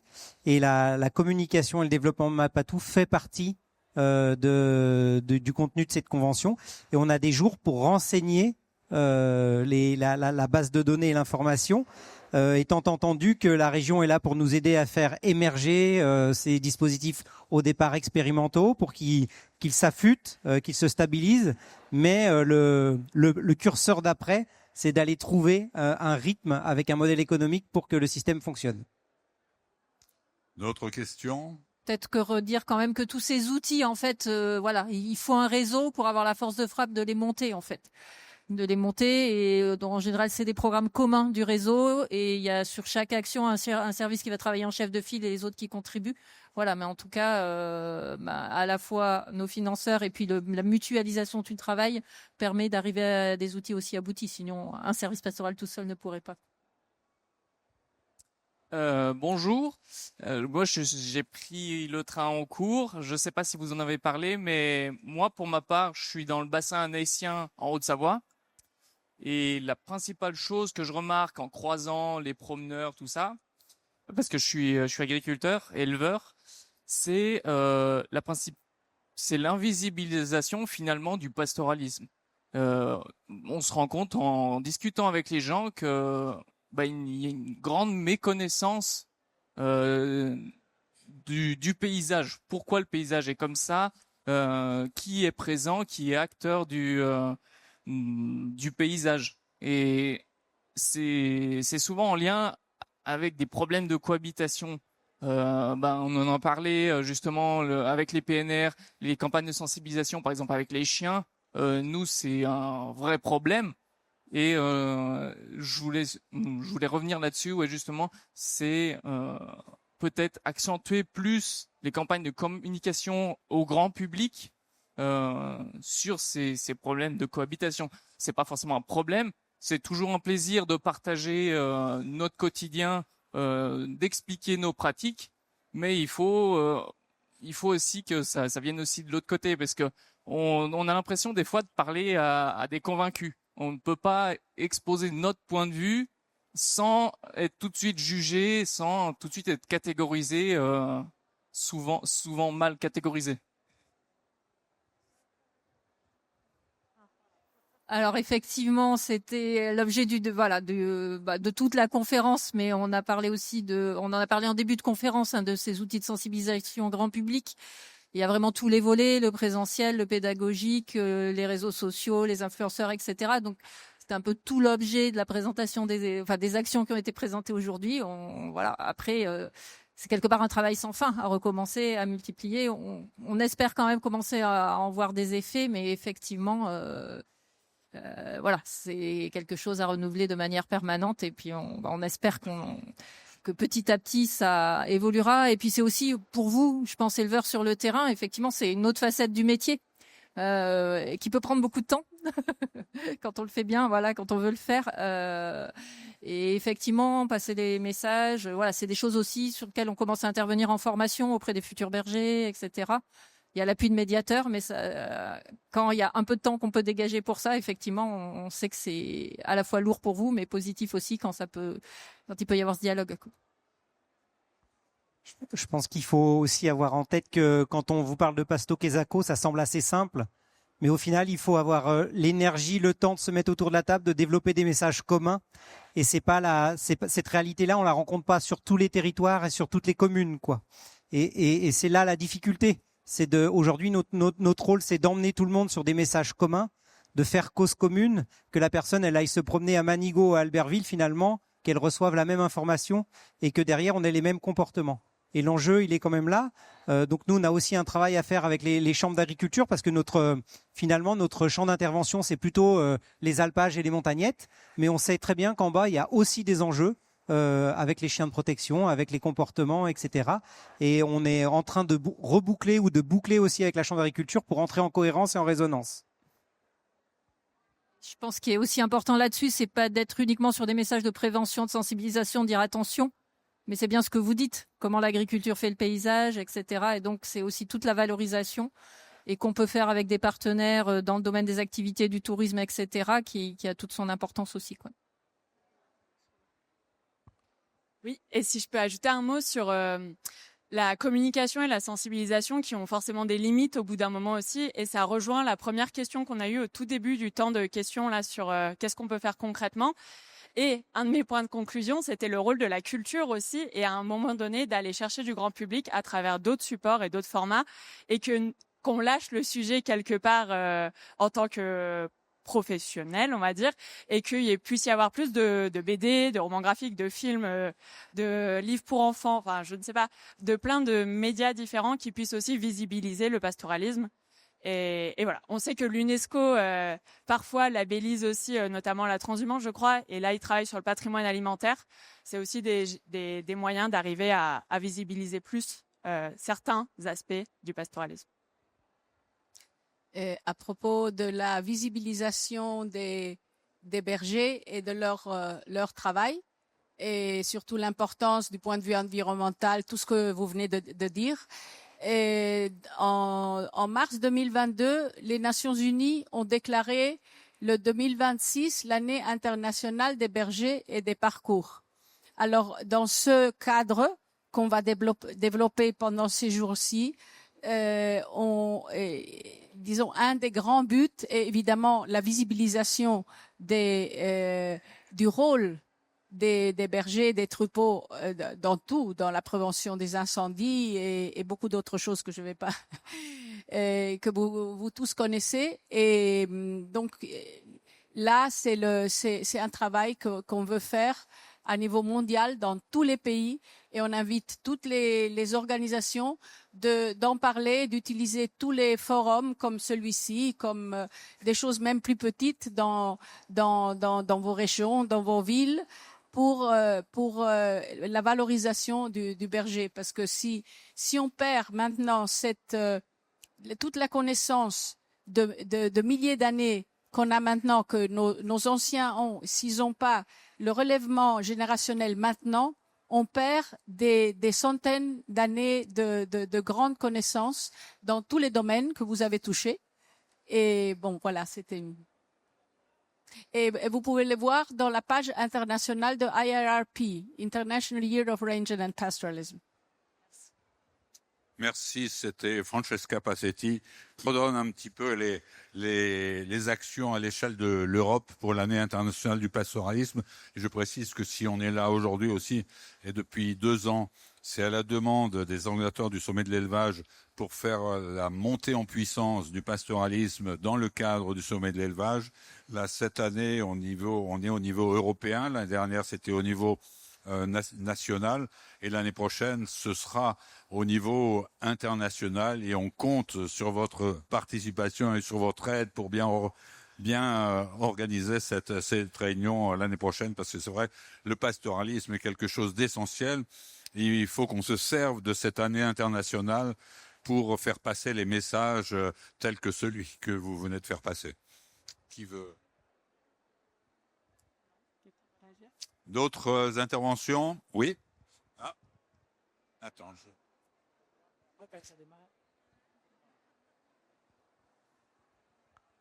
Déjà, merci pour vos interventions. Moi, j'avais une question. Donc là, on a vu toute la sensibilisation, on va dire, quotidienne que vous faites sur les espaces pastoraux.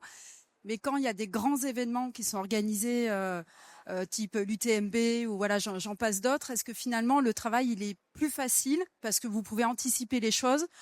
Ou au contraire, c'est plus difficile, voire encore plus difficile parce que ça devient des grandes boutiques qui organisent ce type d'événements et des fois, c'est peut-être plus difficile de trouver des interlocuteurs?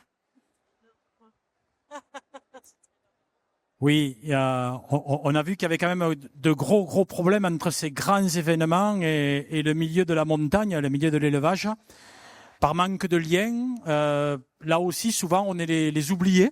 Voilà, justement, à l'UTMB, je me souviens de la communication d'un berger qui avait fait manifester son grand mécontentement, et il avait raison. Mais là aussi, c'est à nous, la profession agricole, peut-être de faire plus acte de présence. Je le disais tout à l'heure, moi, dans les Pyrénées, sur mon département, il y a des grandes courses, pas autant que l'UTMB, mais il y a des grandes courses. Et aujourd'hui, systématiquement, je vais intervenir avant ces courses, dans les briefings, au milieu de ces 500, 600 travailleurs, pour leur expliquer le comportement. La nuit, quand il y a un troupeau, on s'arrête de courir, on enlève la frontale du front, on la met au sol, éventuellement on contourne le troupeau, etc., etc. Et ces gens-là entendent. Il faut simplement leur expliquer, et ils sont même d'entendre. Mais là aussi, ça demande de notre profession, voilà, du volontarisme et de l'ouverture également sur ces professionnels qui organisent ces grandes courses. Mais je crois qu'ils ont envie de nous entendre. Mais c'est peut-être voilà une rencontre à créer. Et quand elle se crée, on arrive quand même à faire de l'information et c'est utile. Franchement, c'est utile. Je vous rejoins, mais je veux simplement témoigner de ce qui se passe sur les Savoies. Nous, ça fait 3-4 ans qu'on bosse avec l'UTMB. Ça fait 3-4 ans qu'on se fait des promesses longues comme le bras en sortant de réunion, en disant « mais oui, bien sûr » sur notre page Facebook, « mais oui, bien sûr, on va mettre des messages ». Et finalement, on en arrive au message de cette année. En fait, ces gens-là, ils font quand même du business, et avant tout du business. Ils ont quand même assez peu de temps à consacrer à notre sensibilisation, quoi qu'on en dise. Pour autant, il faut pas être négatif. Il y a plein d'autres organisations avec lesquelles on arrive à prendre du temps, avec lesquelles on arrive à rentrer vraiment dans l'organisation, à passer des messages, et où ça se passe bien. Mais je crois qu'il y a des endroits où ça va être plus difficile. Et le message du berger de cet été va bien nous aider finalement. Merci. Une dernière, sinon on va conclure. Merci en tout cas à tous les intervenants. Puis je vais demander à Delphine Bontou, qui est commissaire adjoint du Massif des Alpes, de rester autour d'elle, de procéder à la conclusion. Elle devait être accompagnée de Nicolas Bernard, commissaire adjoint du Massif des Centrales, mais qui est pris avec la préfète de région, je crois, quelque part dans les allées. À vous. C'est ça. Bonjour à tous. En effet, je tiens à excuser Nicolas Bernard, en effet, qui est retenu par une visite officielle de la préfète de région, mais qui s'associe à mes propos, tant le pastoralisme a une place toute particulière dans les politiques de massif qu'on porte pour nos montagnes en France. Je tiens tout d'abord à remercier chaleureusement les organisateurs de la conférence et aussi les participants. J'ai eu plaisir à entendre, au-delà de la région Auvergne-Rhône-Alpes, les Pyrénéens et aussi les Suisses.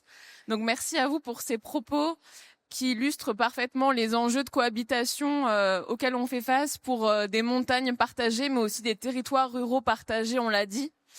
car ces enjeux de cohabitation du pastoralisme et de l'ensemble des activités de pleine nature concernent aujourd'hui tous les territoires. On le voit dans le massif des Alpes, on avait les Savoies qui étaient avant-gardistes sur ces sujets, et on a les territoires du massif du Sud qui voient ces sujets qui arrivent de plein fouet et qui ne concernent pas uniquement les touristes, mais vraiment tous les habitants, on l'a dit, des néo-ruraux ou des gens qui retournent du coup dans ces espaces.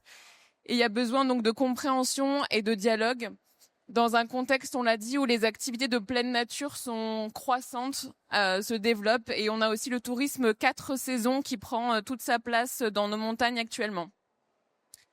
Les axes de travail, ils sont nombreux, les outils et les démarches qui existent sont vraiment à valoriser. On a parlé de la communication et de la sensibilisation qui sera un effort de chaque instant sur nos territoires. Mais il y a aussi un enjeu important, on l'a évoqué, de gouvernance finalement et de dialogue. Il y a besoin de se connaître, de connaître les besoins de chacun sur le territoire et de mettre en place des espaces de dialogue qui manquent peut-être aujourd'hui, par manque peut-être de temps, mais c'est vraiment important de mettre en place ces outils. Et puis au-delà de la communication, on a aussi l'éducation, on l'a dit, notamment de la jeunesse à la montagne, à l'agriculture et au pastoralisme. Et c'est vraiment aussi sur ces jeunes générations qu'on doit travailler, et il y a des actions qui sont déjà faites sur ce public-là. La cohabitation pour une montagne partagée, c'est pas uniquement des difficultés, même si on a parlé de conflits d'usage, c'est aussi des opportunités pour nos territoires. On a des territoires qui se transforment très rapidement, notamment les territoires de moyenne montagne, où les activités touristiques sont en pleine mutation, notamment avec la baisse de l'enneigement et le développement d'un tourisme sur les 4 saisons. Et du coup, ces mutations profondes qui arrivent sur nos territoires de France entière dans nos massifs sont à anticiper aussi pour les acteurs de l'agriculture, les élus des territoires, pour transformer ces enjeux de cohabitation en opportunités, qu'elles soient économiques, mais aussi qu'elles soient culturelles, on l'a bien dit l'importance, et qu'elles soient aussi patrimoniales, parce que le pastoralisme, c'est notre histoire, c'est l'histoire de nos paysages et de nos territoires.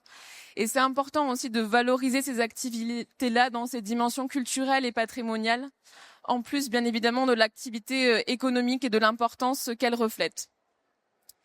Ces sujets de fréquentation des espaces de montagne en contexte de changement climatique, avec des étés de plus en plus chauds, des besoins de fraîcheur et de nature, sont traités actuellement dans les Alpes, mais aussi les autres massifs français à travers des plans d'adaptation au changement climatique, dans lesquels on réfléchit à comment justement renforcer cette cohabitation, faire des leviers d'action pour ces opportunités pour le pastoralisme, et on accompagne notamment financièrement, on l'a dit, des projets de collaboration entre les acteurs du tourisme et les acteurs du pastoralisme.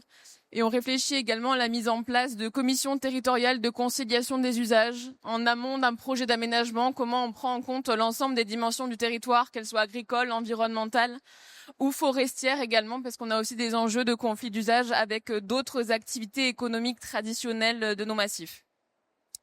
Donc que ce soit pour les Alpes ou aussi le Massif central, puisque mon collègue s'associe à moi pour ses propos, le pastoralisme a une place particulièrement importante dans nos politiques de massif. C'est un pilier fort de l'économie rurale et de montagne. C'est un élément structurant de nos paysages et de notre patrimoine. Et donc l'État est aux côtés à travers les conventions interrégionales de massif pour soutenir l'animation pastorale, soutenir l'action des services pastoraux et notamment, vous l'avez dit, préparer l'année internationale des bergers et des parcours en 2026, qui doit être vraiment l'occasion de se rassembler et de mettre en lumière auprès du grand public cette activité si essentielle à nos territoires. Merci à tous. Merci. Je crois qu'on peut applaudir tout le monde pour cette participation à cette grande conférence de cette année organisée par le CIDAM et le réseau pastoral Auvergne-Rhône-Alpes. J'en profite pour vous signaler, si vous avez aimé cette conférence, il y en a une autre demain avec nos amis du CERPAM qui sont à côté sur la vulnérabilité face à la prédation. Donc un sujet ô combien sensible et qui sera débattu demain suite à une expérience, une étude menée dans les Alpes-Maritimes.